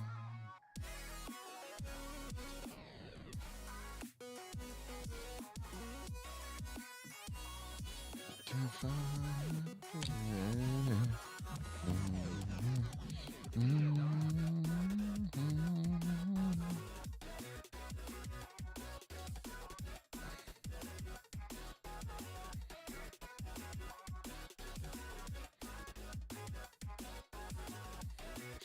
It would be. I'm probably going to keep that going. Keep working on some video game characters. Again, more, I don't know. I don't want to say obscure, but I doubt I'll ever be sculpting any, like, Overwatch characters or anything like that.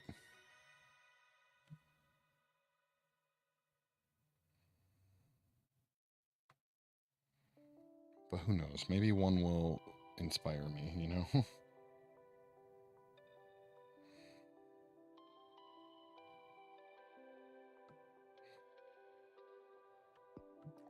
With my heart wide open, I can see who I'll be. But these passing moments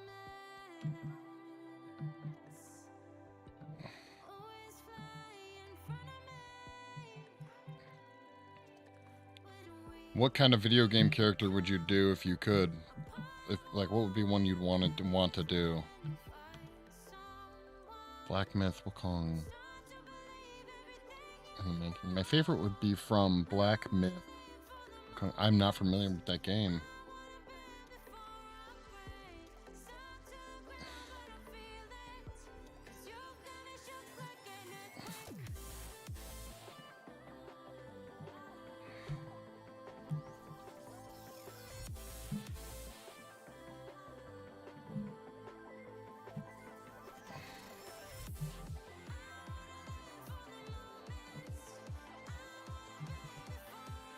Oh, it's not released yet. Okay.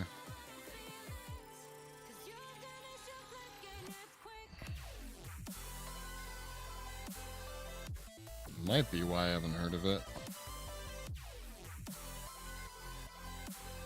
But when is it supposed to get released?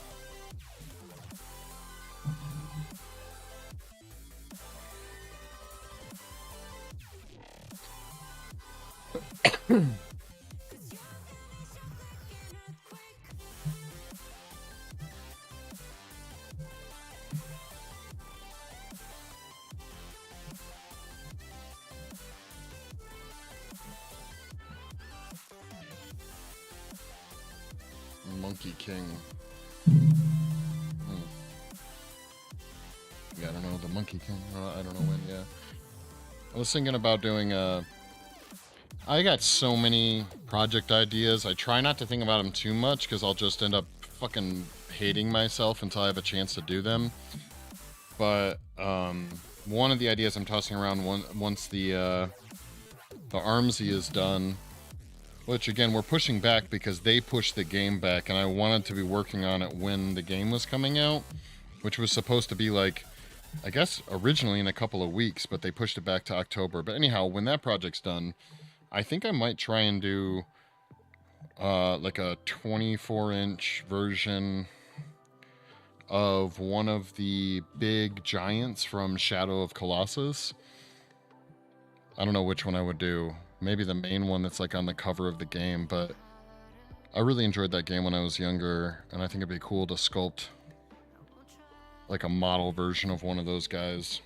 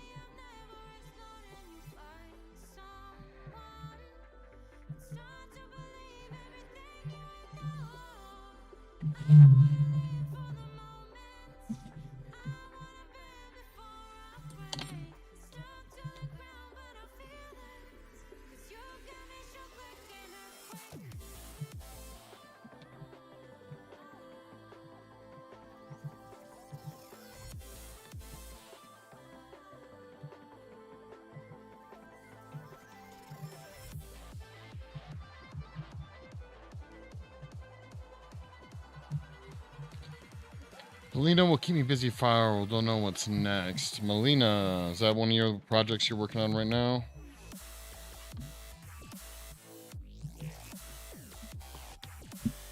Down too long. What do you want to see?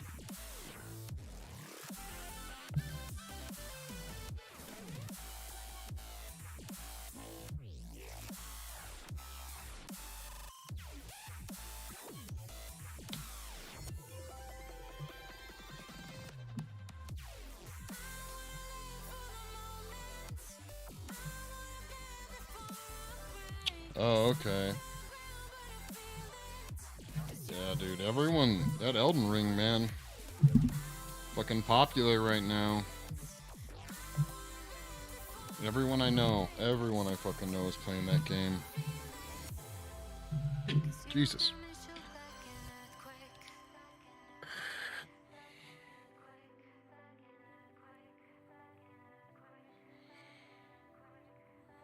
Yeah, a few streamers I watch are playing through it right now. I mean, it looks fun. Looks like a fucking time eater, though, man. Like, if I got into it, I'd lose my whole life, I feel.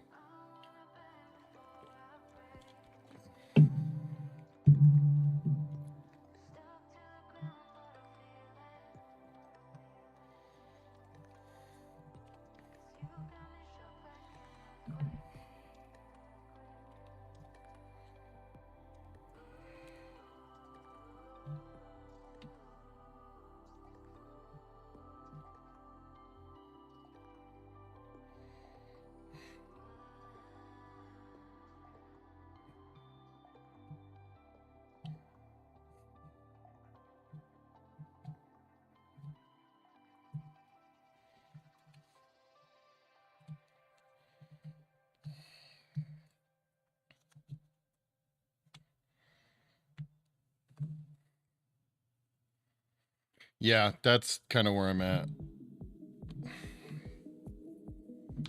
I know enough about it, but yeah, I haven't played it. But I also was never a big, what are they called, Souls game? Like, that wasn't my thing. I've never played any of the other Souls games, so you know, I just know that they're notoriously hard.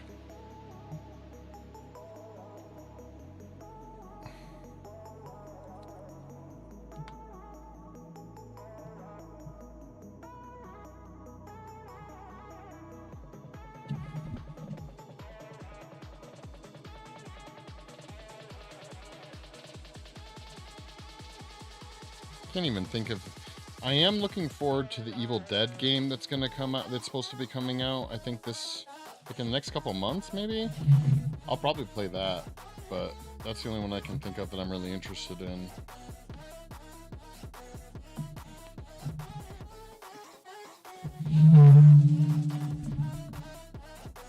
They they impressed me, but I'm bad at gaming. I can sympathize. I'm not a particularly good gamer myself, so.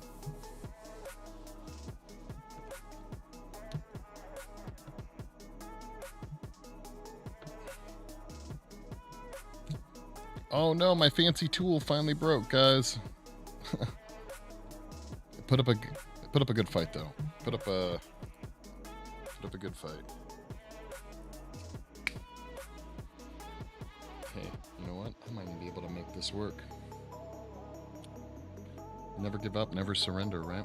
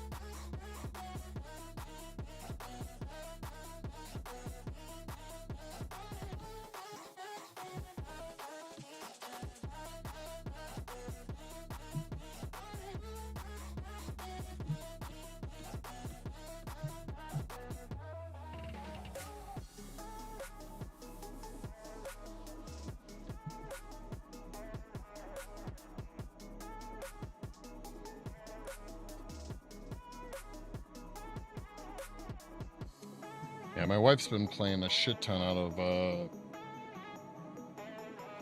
Breath of the Wild right now, or lately, last year or two.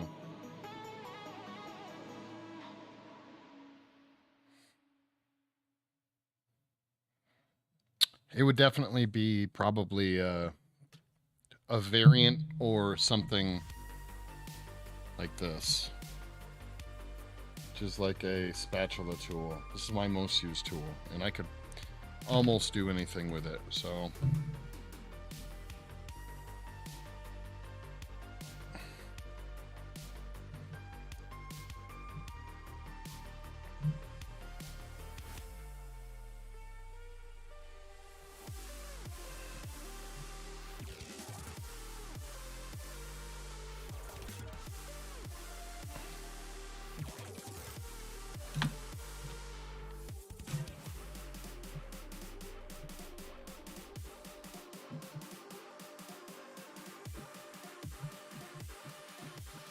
A spoon and a knife.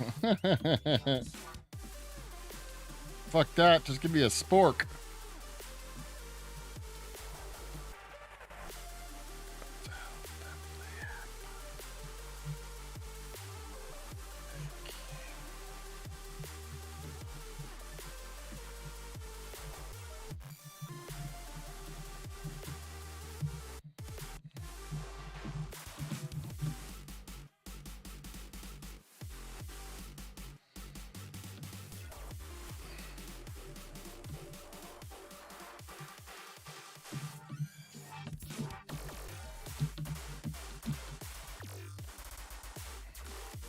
You can do a lot with a spoon. Yes, you can.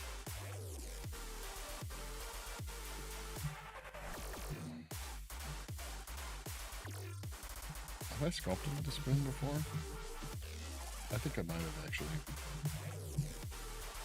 I gotta go turn my fucking swamp cooler on real quick.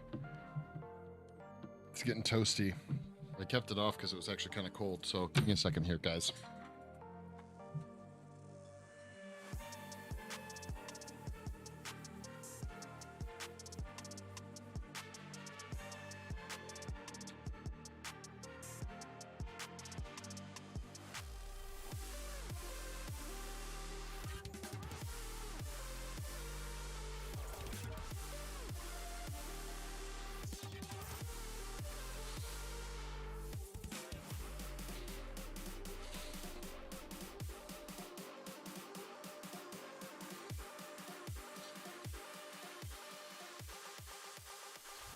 There we go. It's feeling better. Gotten some breeze coming my way.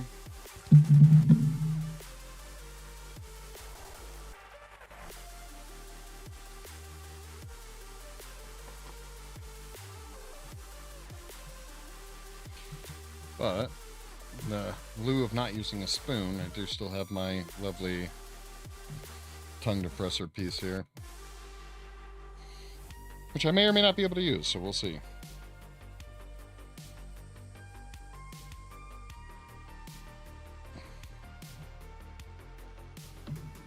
Actually, if that deserted island had like trees on it, right? So there'd be branches and shit, so I could make other sculpting tools, right? So in that case, shit.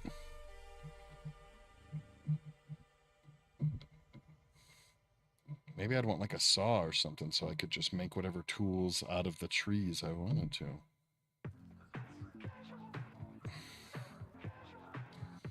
A tool to make tools. Some kind of rudimentary lathe, maybe.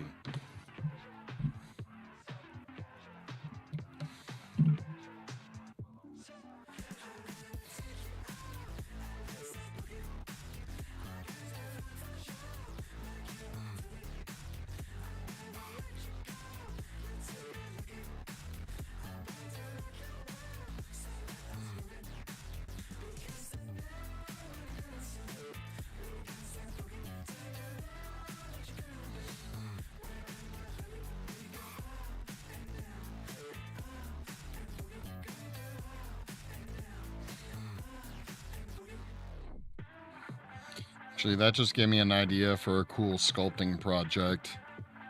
Which is, I don't know what I would do, like what kind of sculpt it would be. But to sculpt something that's just out of, sculpt only using popsicle stick, you know?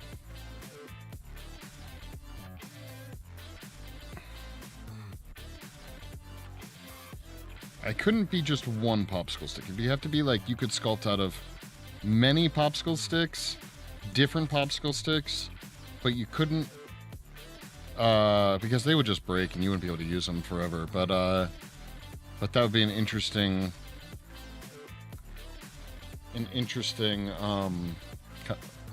not contest, competition. I don't know. Challenge. How about that?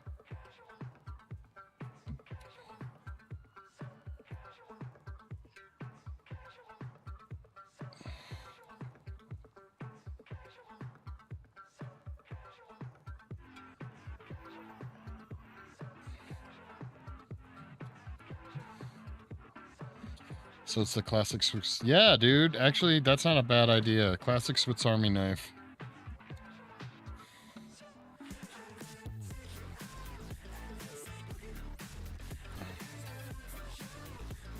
That's a good idea, actually.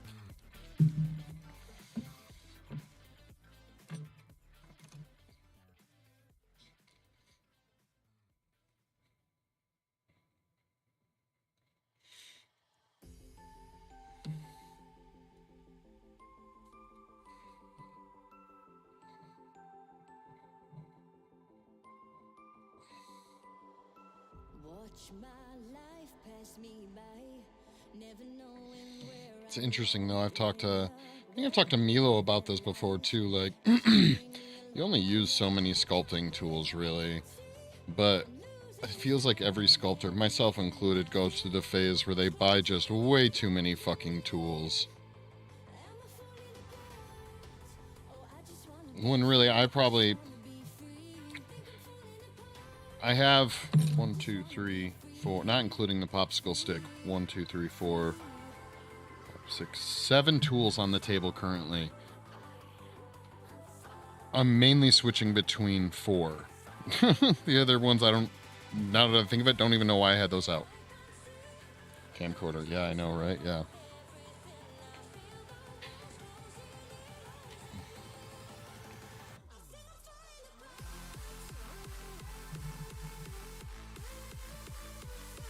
And I think if you pay attention, a lot of people are that way. I wouldn't be surprised if painters, I should ask Kyle about this sometime, but ask him how many paintbrushes do you have, and then be like, dude, how many of them do you actually use?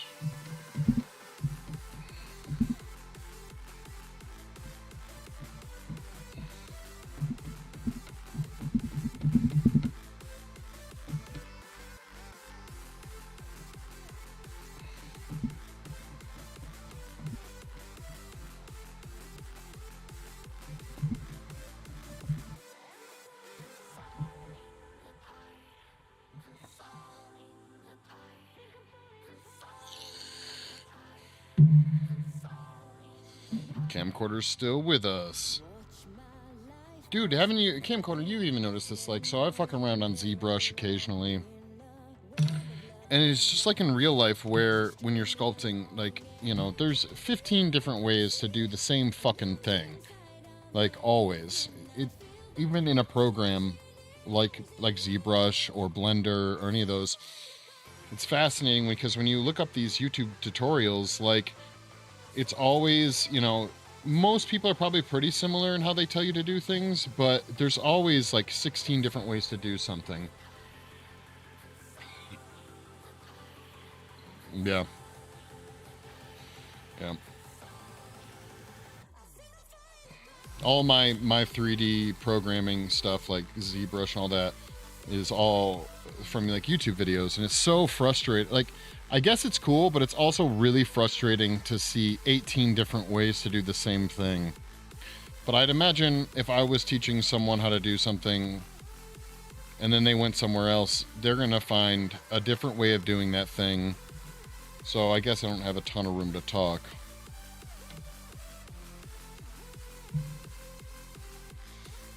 I don't know why I'm saying it's frustrating, because I think some people probably like having those options, where I'm kind of one of those guys where I just want the consensus. I just want, okay, I understand this is how you do it, this is how you do it, but what is in fact the best way to do, I don't know, X, Y, Z?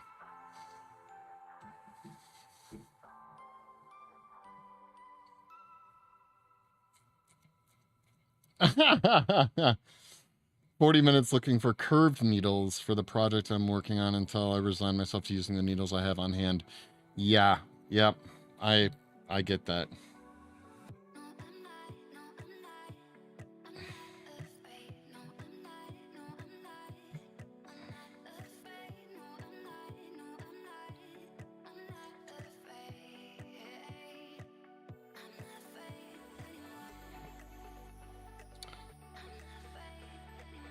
Yeah, I've messed around in ZBrush, ZBrush and Blender quite a bit, actually. I always get to the same point while I'm working in those programs, though, which is, and I even have access to some really nice 3D printers. I'm gonna have to end up molding something anyways. I don't want to have to go through multiple steps, right? And so that's why I'm not the biggest fan of digital sculpting. It's just not good for sculpting. They've gotten better for sculpting. It's gotten a lot better. I started messing around in Blender maybe 8 years ago, and they've made some improvements.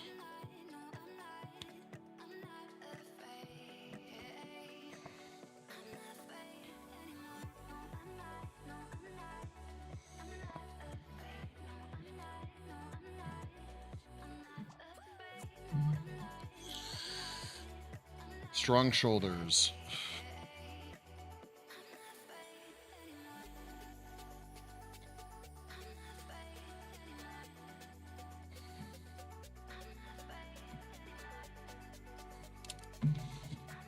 All right, guys. I actually have to go use the restroom here, so I'm gonna put this on pause stream real quick. I'll be back in like, I don't know, 5 minutes. Give me a second, or give me 5 minutes, I guess.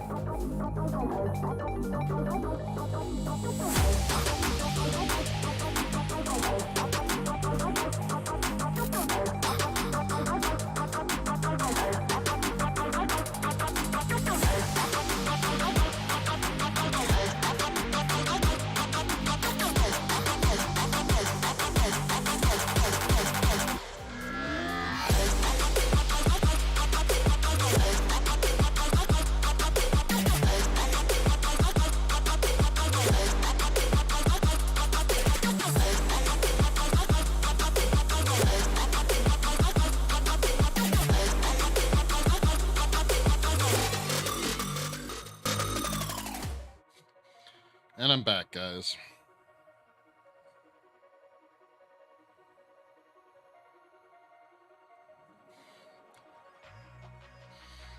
Oh.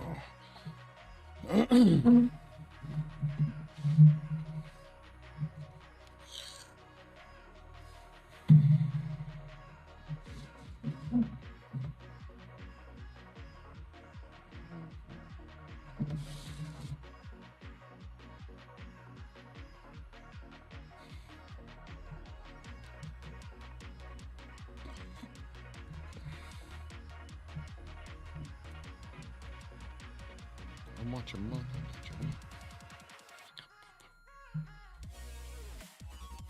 It's a bit late, but strong shoulders. What were you talking about with strong shoulders?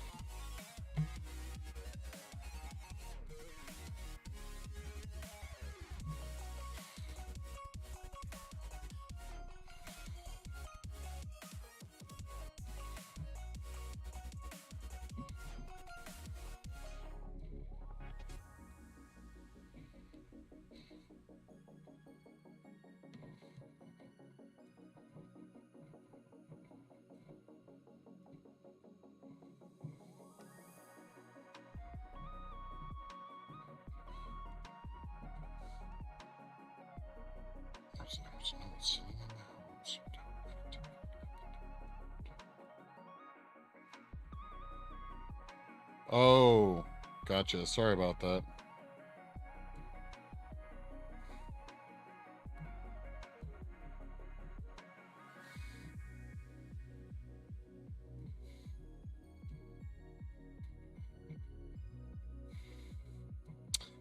Thanks for keeping me out of frame.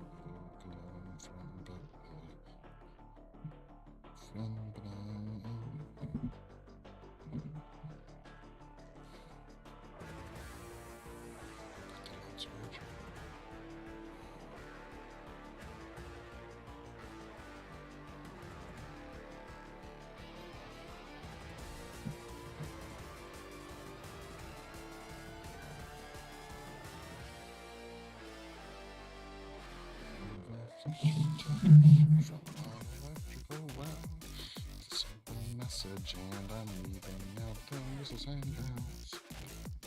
Listen to me, you're the bastard vigilante. My name is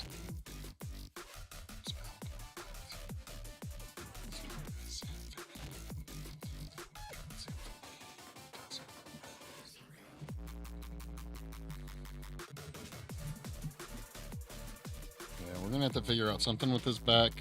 We don't have to do it right now. But compositionally, I feel like this area is probably going to have to come out a little bit. We don't have to address it right now, but it's the vibe I'm getting.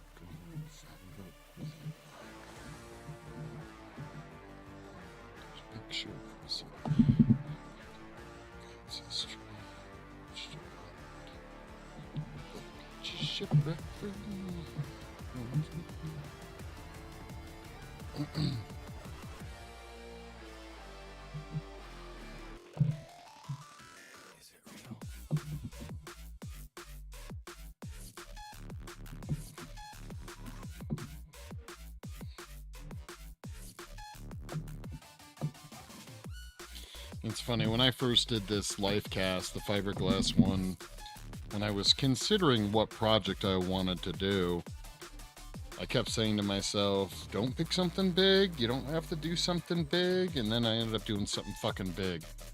I had smaller little ideas I was considering heavily, and let's just say they went out the fucking window.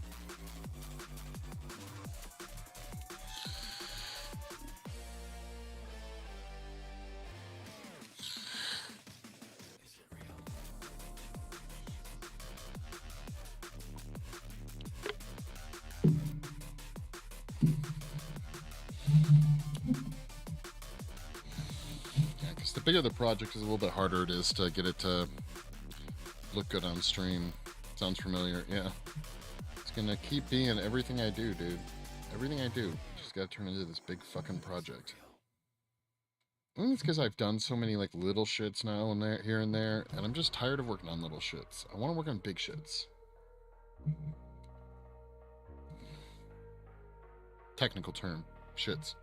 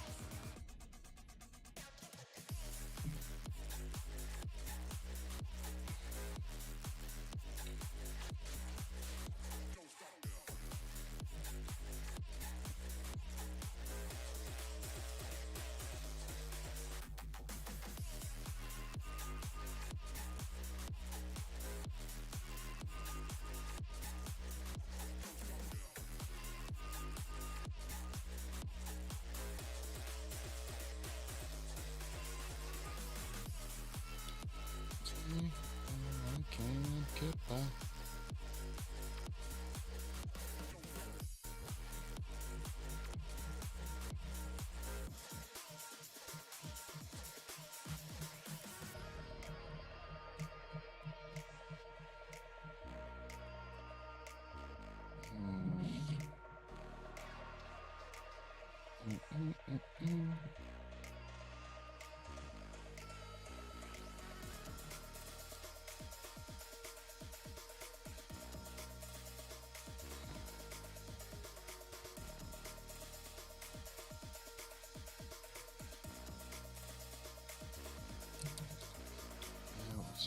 Going now. But who knows what is good for you? Let's go running high. Daddy's got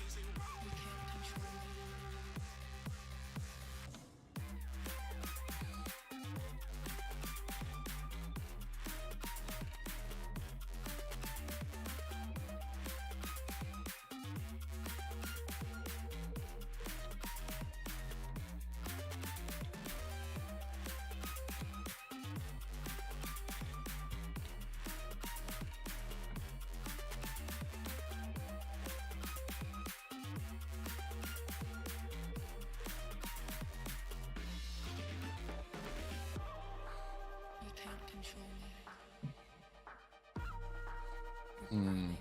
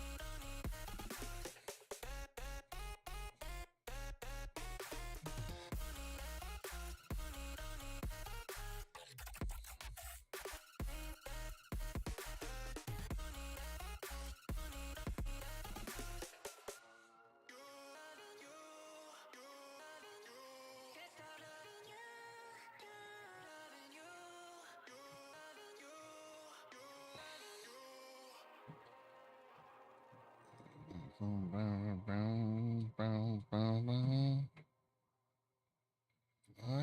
made a bed I can.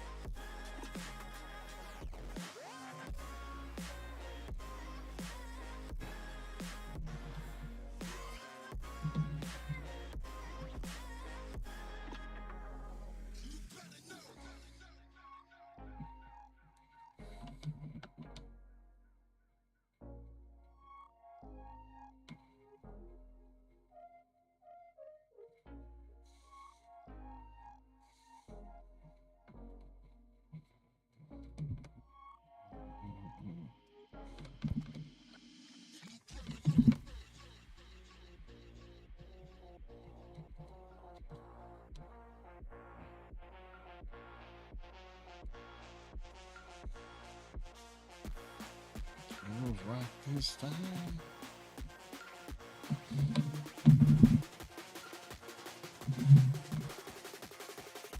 On to the distant thunder. Sound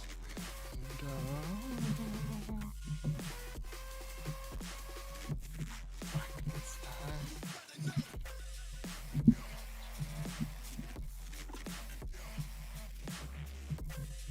Day to be alive, it's a good day to be alive, it's a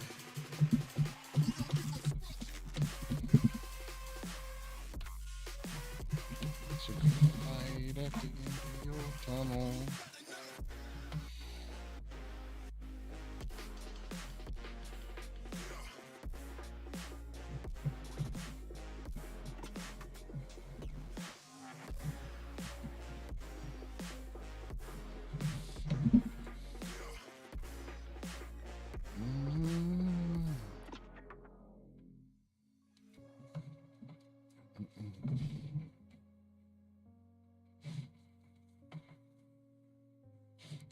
Jump por out.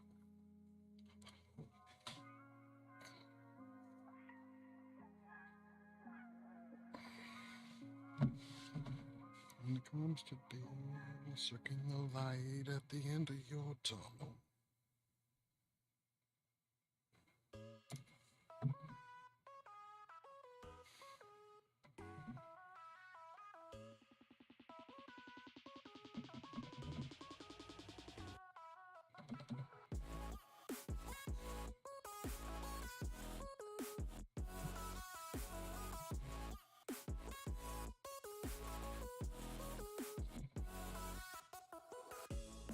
You've seen me here before.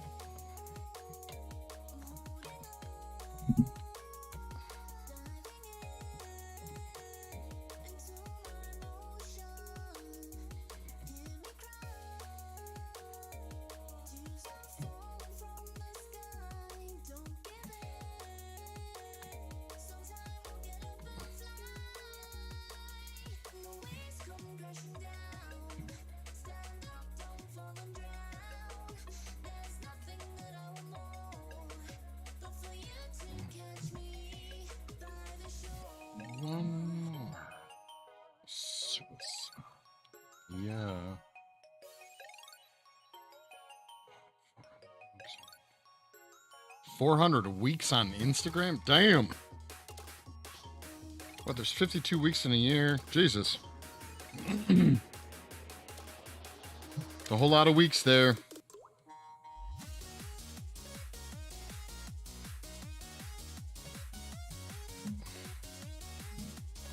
Oh, how long I've been on Instagram. Been kicked off so many times and had to restart. I have no idea.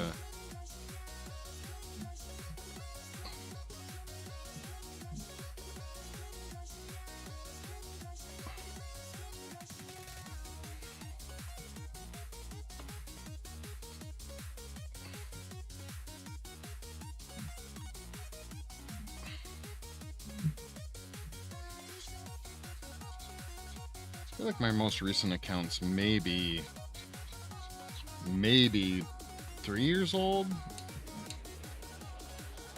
So that's only 150. Damn, dude, that's a lot of weeks. Oh, dude, the work that I post is always pushing the limits, man. I've been pretty much kicked off of every social media platform except for Twitter at some point or another. The man just trying to keep me down, dude.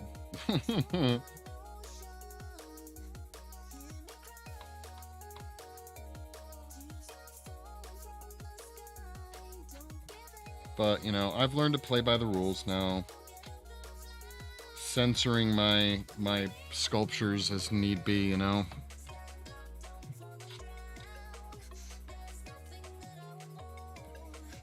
That's one of the things I'm likely going to have to figure out. I keep talking about this Patreon, but, you know, if things are still going for me with this streaming thing in like a year, maybe less, but I'll probably start a Patreon and stream like the more risque sculptures I do on there, because I don't even think Twitch would really be very appreciating of what I sculpt, so...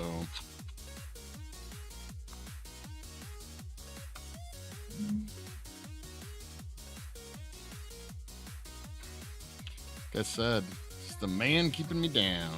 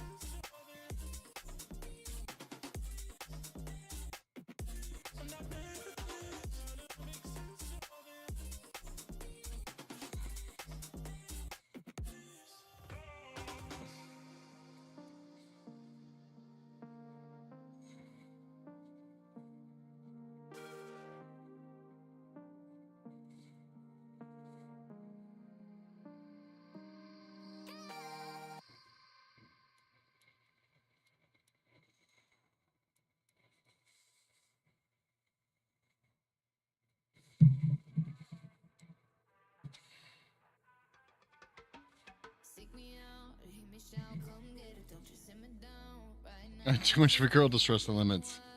Yeah, not me. I am a fucking troublemaker. Through and through.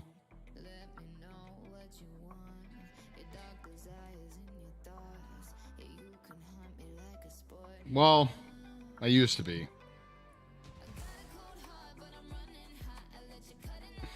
They broke me, okay? They broke me.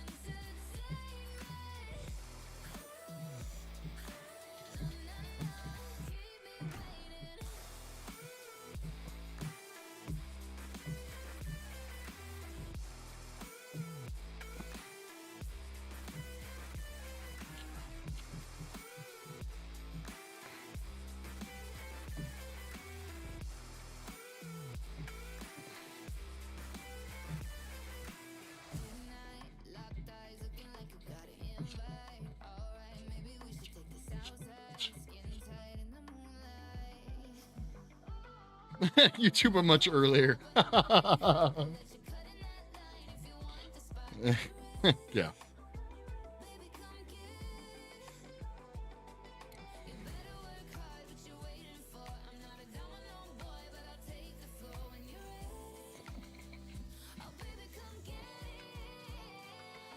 Yeah, I put up a fight for as long as I could, you know?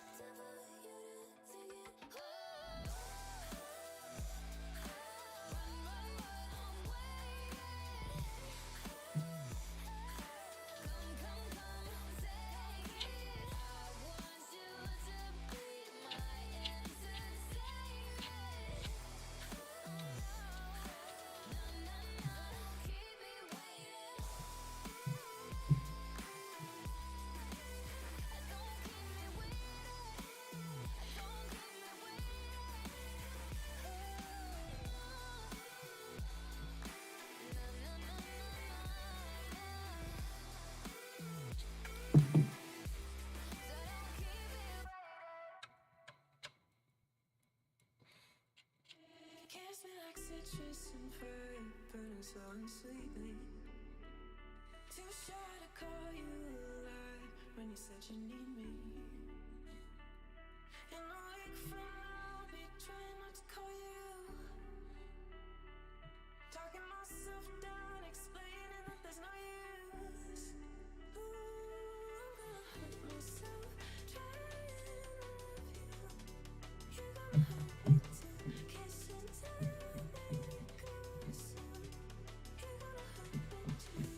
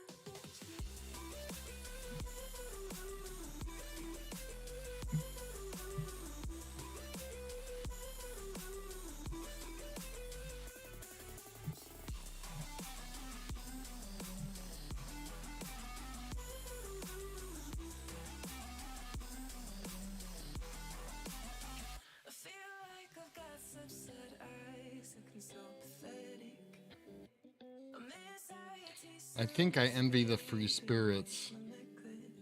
Maybe at some point I will be old enough to give a shit. Hmm. I don't know.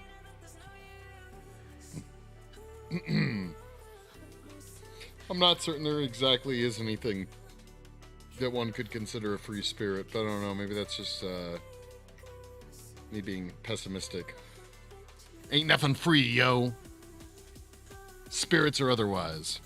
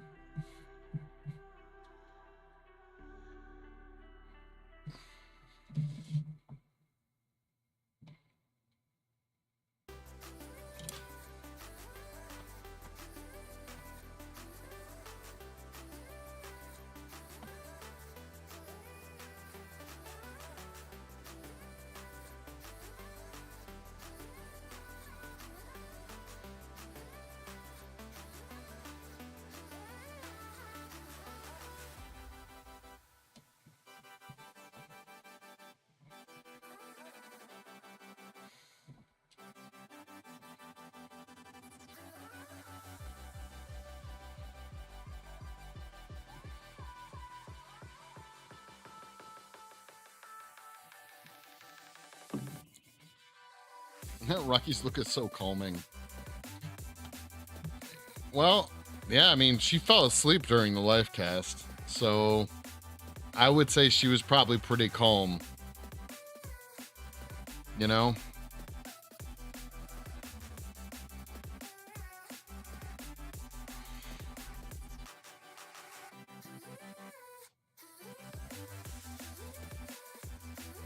We had to keep waking her up and making sure she was tipping her head back the right way.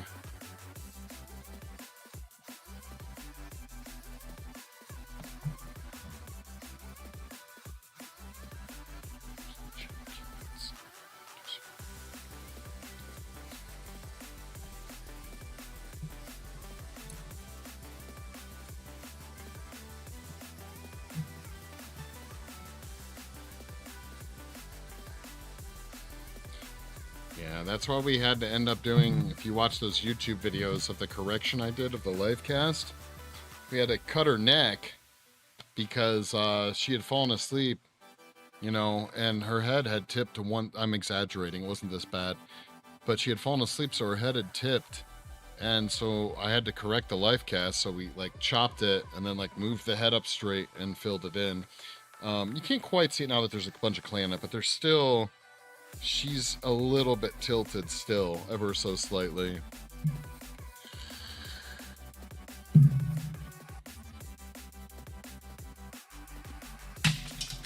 God damn it. But someone falling asleep during a live cast is definitely the preferred thing to happen. Because otherwise, you know, the other bad thing that can happen is they freak out. And she didn't freak out, so that's a good thing.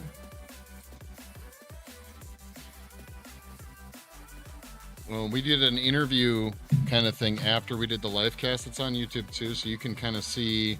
She talks about how she like meditated essentially. It's probably why she fucking fell asleep.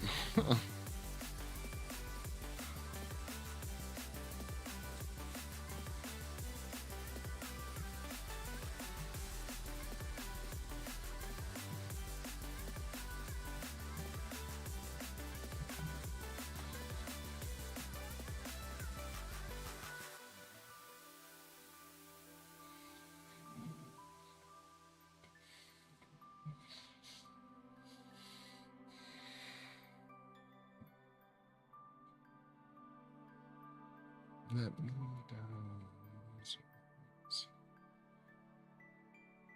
So easy. Guys.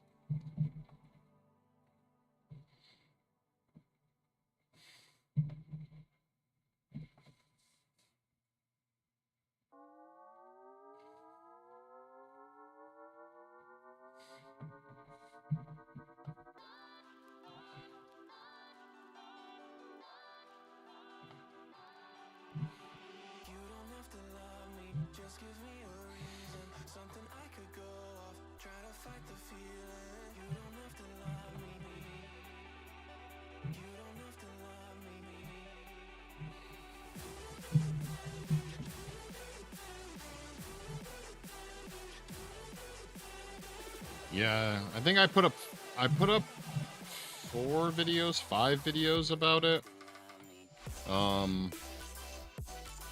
Yeah, I'm gonna fill these lines in real quick. They're fucking with me. And one of them was just like an interview process, I think. And one of them we did an interview after the cast too, I think. I could be wrong. It was only like 2 months ago and I'm already fucking gone. Don't remember. I think the last one, part 5 or 6, I don't remember how many parts there are. After we demolded her head, she talks about what it was like getting casted.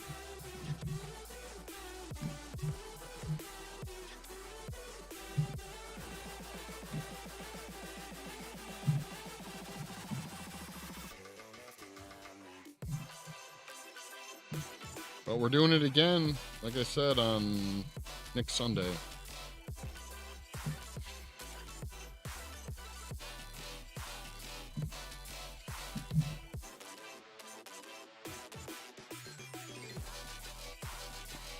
Now with Halo looking really awesome. It does kind of look like a Halo, doesn't it?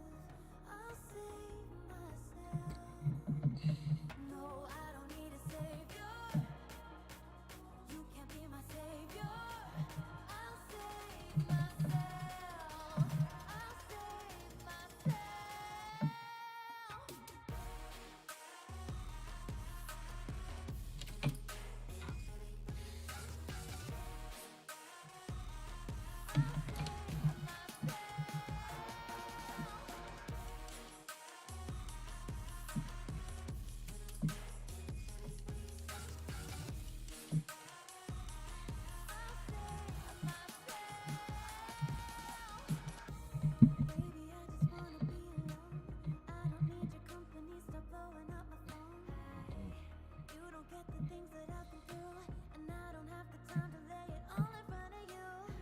And you think that you wanna save me. You don't know it, baby, why you do this? I got this under control. You think you do, but you really don't know that I don't need a savior. No, it's very. You can't be my savior. I'll save myself. I'll save myself. No, I don't need a savior.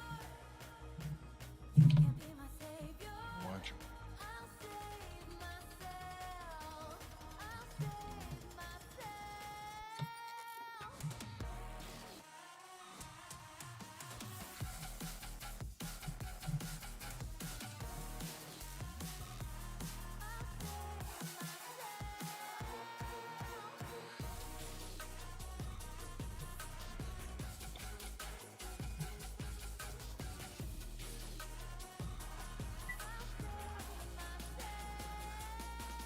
No, I don't need a savior.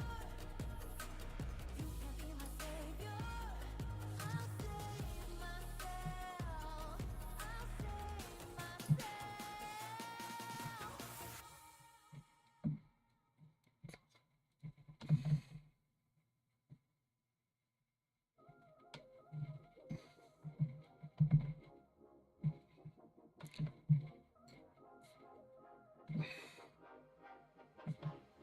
So what you got?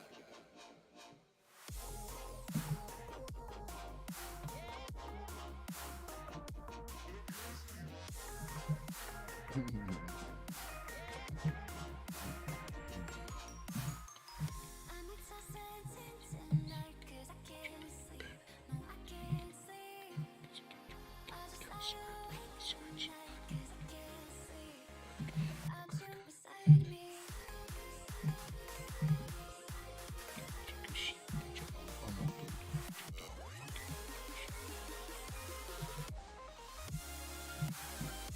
But I can't sleep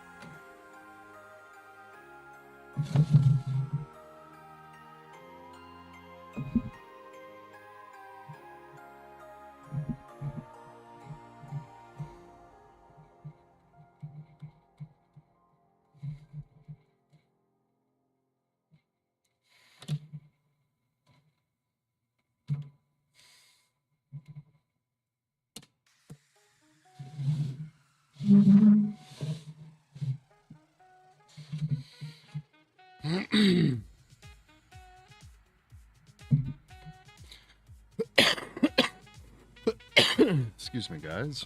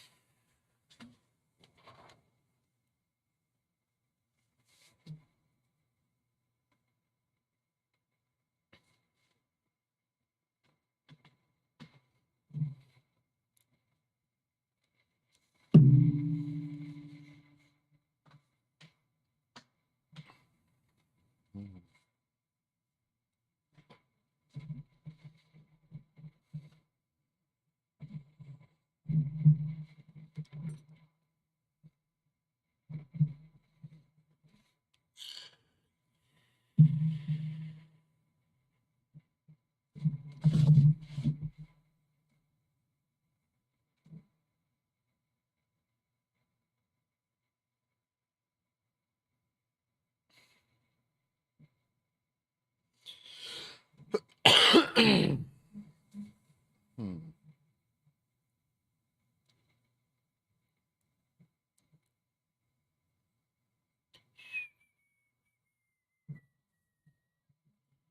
Doesn't tell me that my tunes stopped.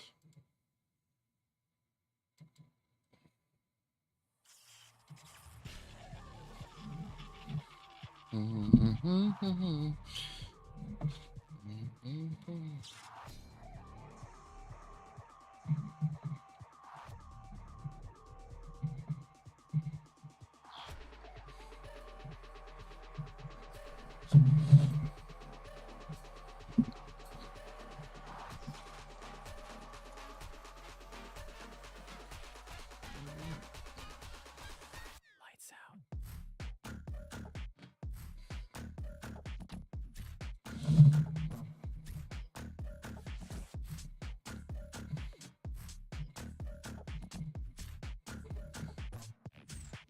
Lights out.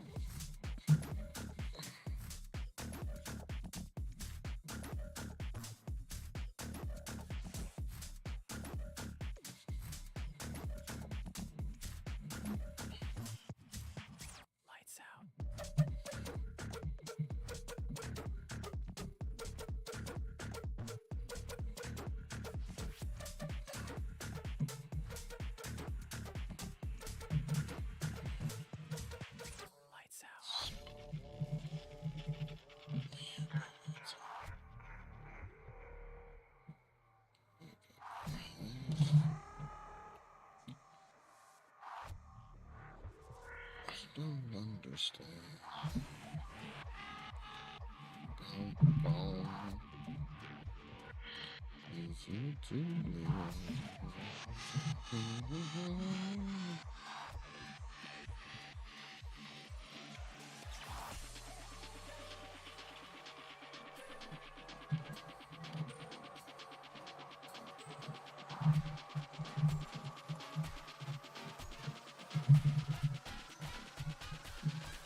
Lights out.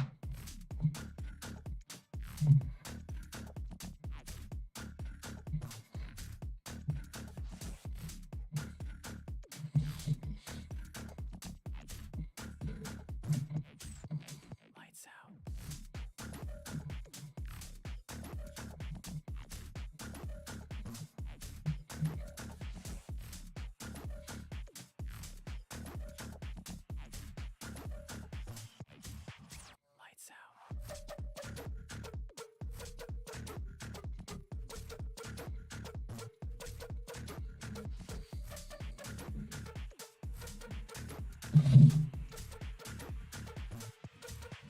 Lights out.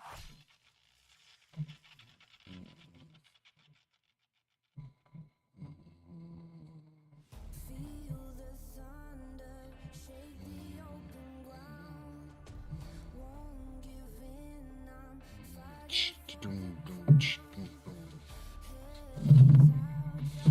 way above my head. Like all of my regrets and things I never said.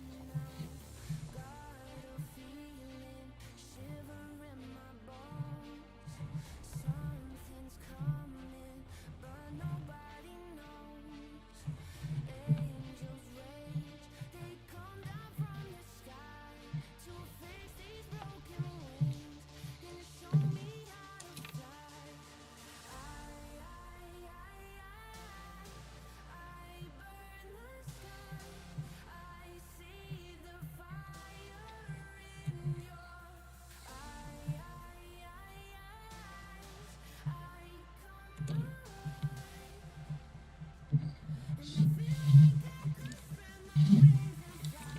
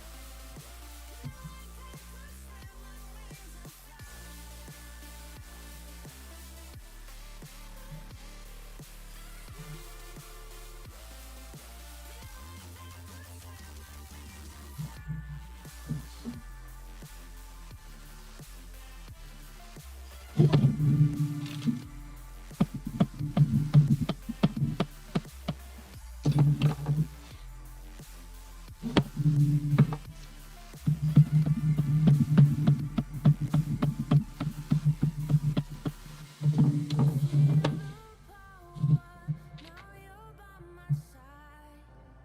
I've been searching, but you didn't hide. You were there through all my darkest days. You look me in my eye, and I feel like I could spread my wings and fly. Talk Talk, who's there? Still here, just saying. It's all good, guys. Sorry I was hammering. That probably woke you guys up a little bit. And I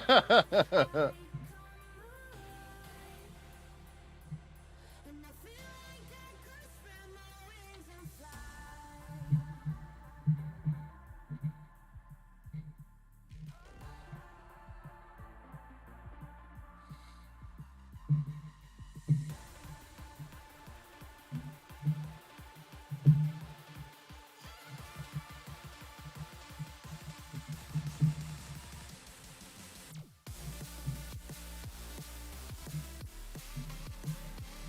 Yeah, and then all of a sudden, bam, bam, bam, and you fucking like drop your tools and everything.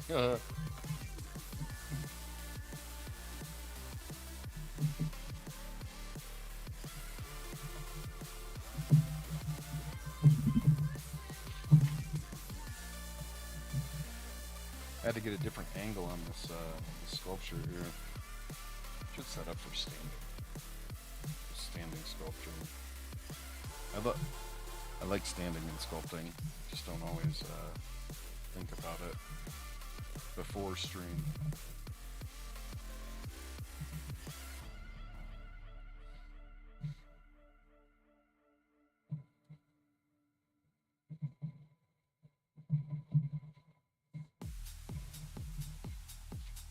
Sometimes you just got to get that other angle, you know what I'm saying? That other angle.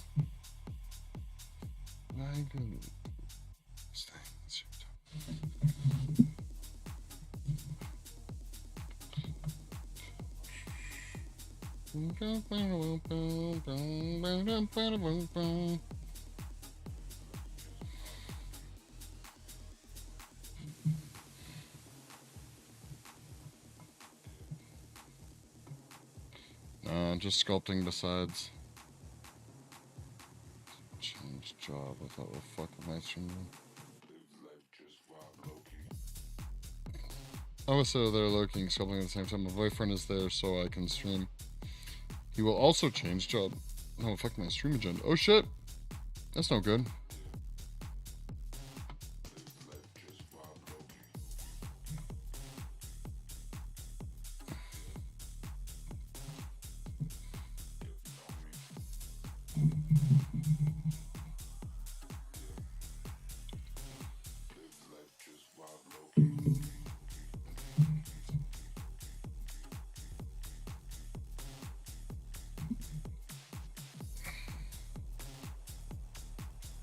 German. It's a German.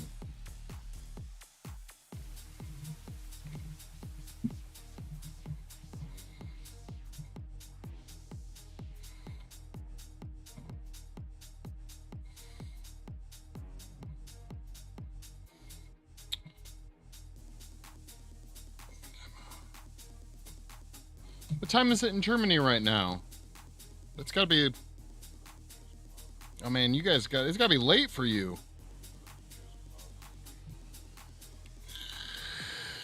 It's like 2 o'clock, 2 p.m. right now, so...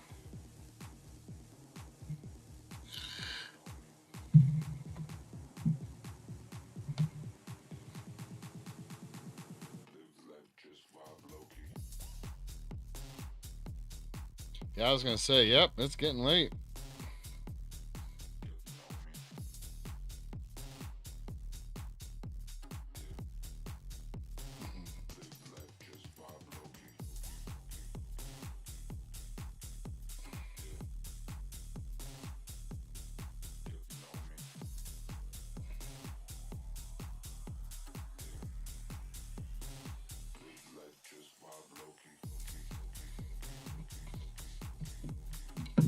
Love it when I was said, I was like, oh, we'll work on one side and then fix the other side. Meanwhile, that's one of the most annoying fucking things to do.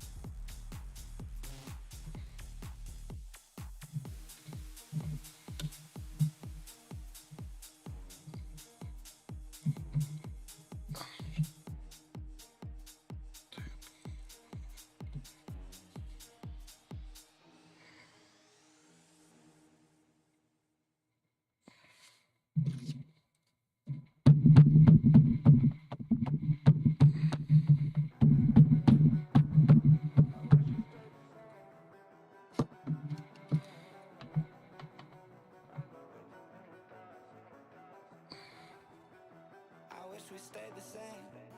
I got way too many thoughts in my brain. I got memories that run through my veins.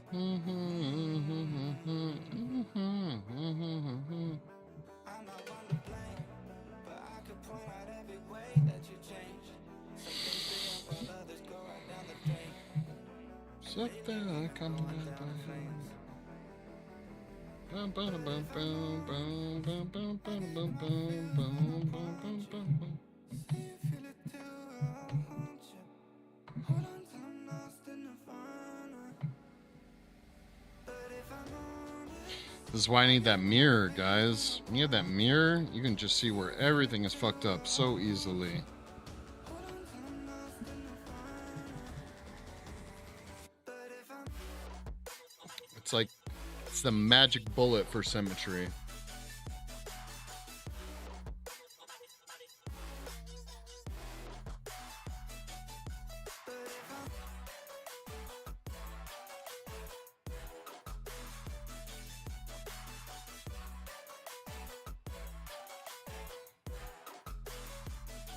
I'm moving on for good. At least my therapist is saying that I should. I don't believe it, but I really wish I could. Instead, I guess I'll stay misunderstood. Oh, 'cause I'm stuck now, just trying to figure a way out. I've tried but can't seem to slow down, and I don't know if I want to. But if I'm honest, I get in my feels when I'm Those eureka moments where you realize where shit is off.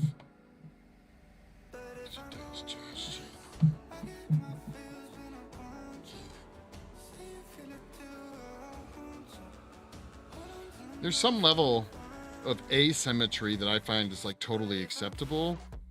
Because, you know, human beings, we aren't, you know, things in nature are not perfectly symmetrical, right?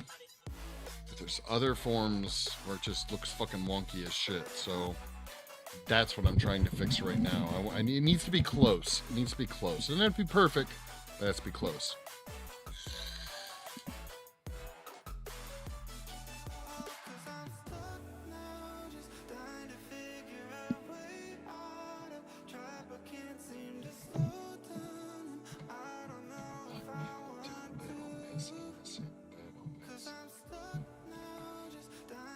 Two cigarettes go.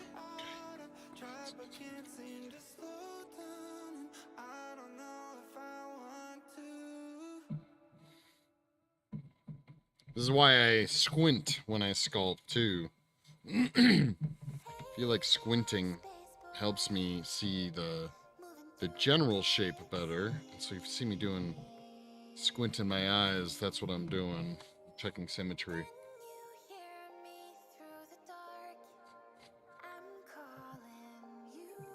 Take that hit. You won't play it for free. I want your body, me rocking out.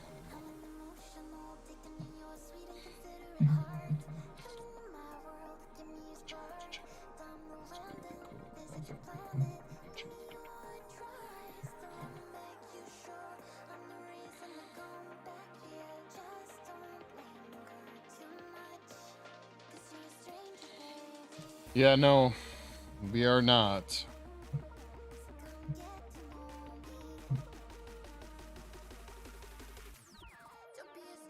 It's amazing what the brain kind of just puts together for us, you know?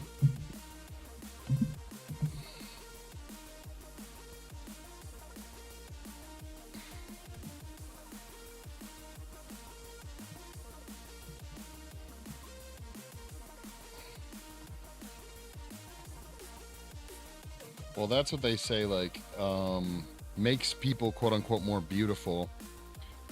The algorithm for beauty is symmetry, which is weird, but yeah, or something along those lines. If you look it up, the more quote unquote beautiful people are technically more symmetrical.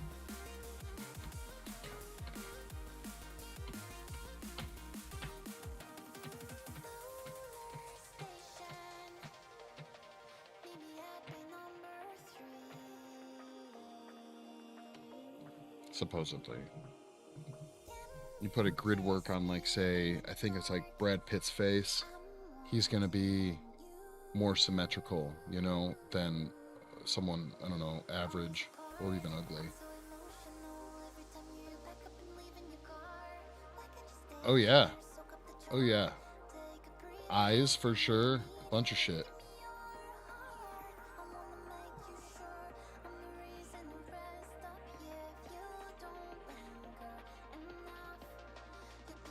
That's the bitch about sculpting, is the masses. You know, this whole like a little chunk right here might be totally different than the other side. Interestingly enough, that's also what makes a sculpture more realistic, is when you recognize the asymmetry and you can do that. Faces that are too perfect look a little weird. They definitely cross that uncanny valley line, you know?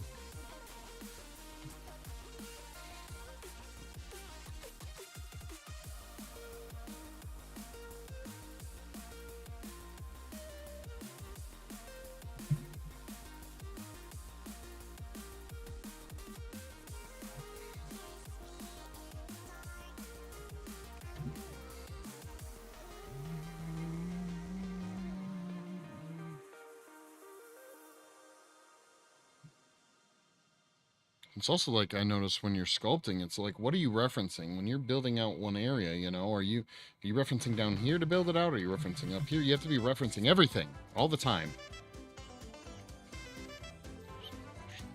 Rational side. I like the idea that there's an emotional and rational side. What do you mean? What do you mean? Emotional and rational side to what? To attraction?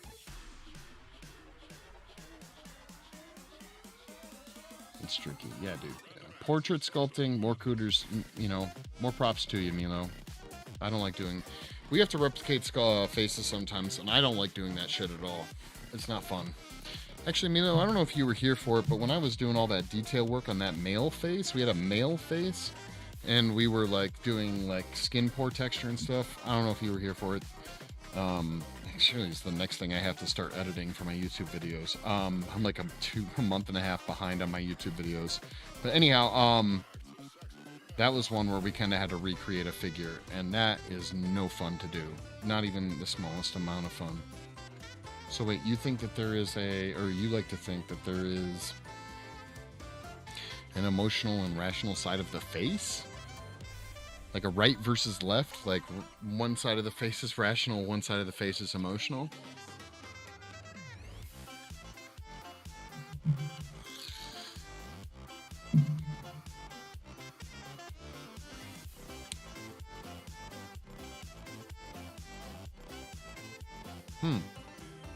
Okay.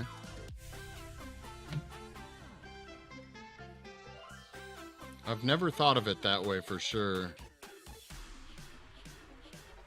As a tendency. Okay.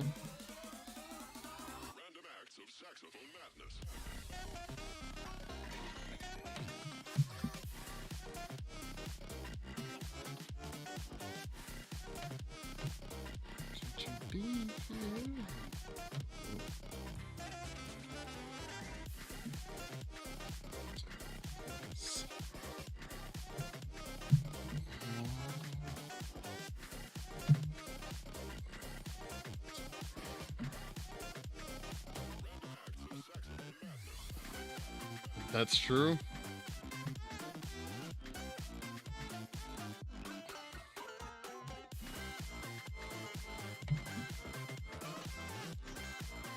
Well, yeah, I mean, they say, you know, it's the whole idea of like even our arms. One of our arms is always like longer or shorter than the other. One ear is bigger, you know. Sculpturally speaking, if you don't recognize these things, like it's very difficult to replicate a person's likeness if you don't get that. That's why it's really good to do like a good study. Well, I'm like the worst person to say this because my 2 projects going right now, I have shitty reference pictures.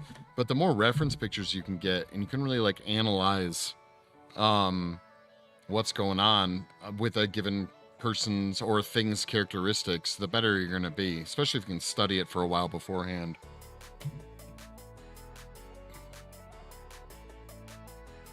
Half an inch longer than the other.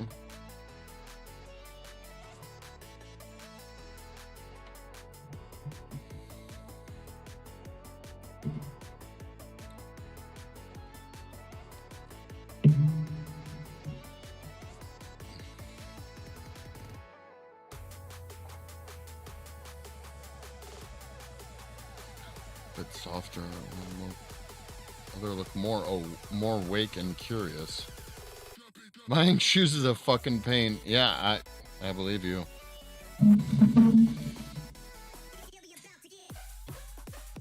All right, dudettes, duderinos, I gotta bounce. We had a nice solid 4-hour stream. I'm really happy. We got pretty far. Thank you for hanging out. Big props to Papier Wunderkammer.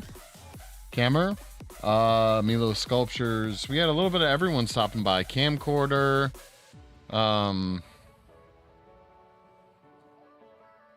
Fucking Cody Cat, our new chatter, our new follower. Really appreciate them hanging out as well.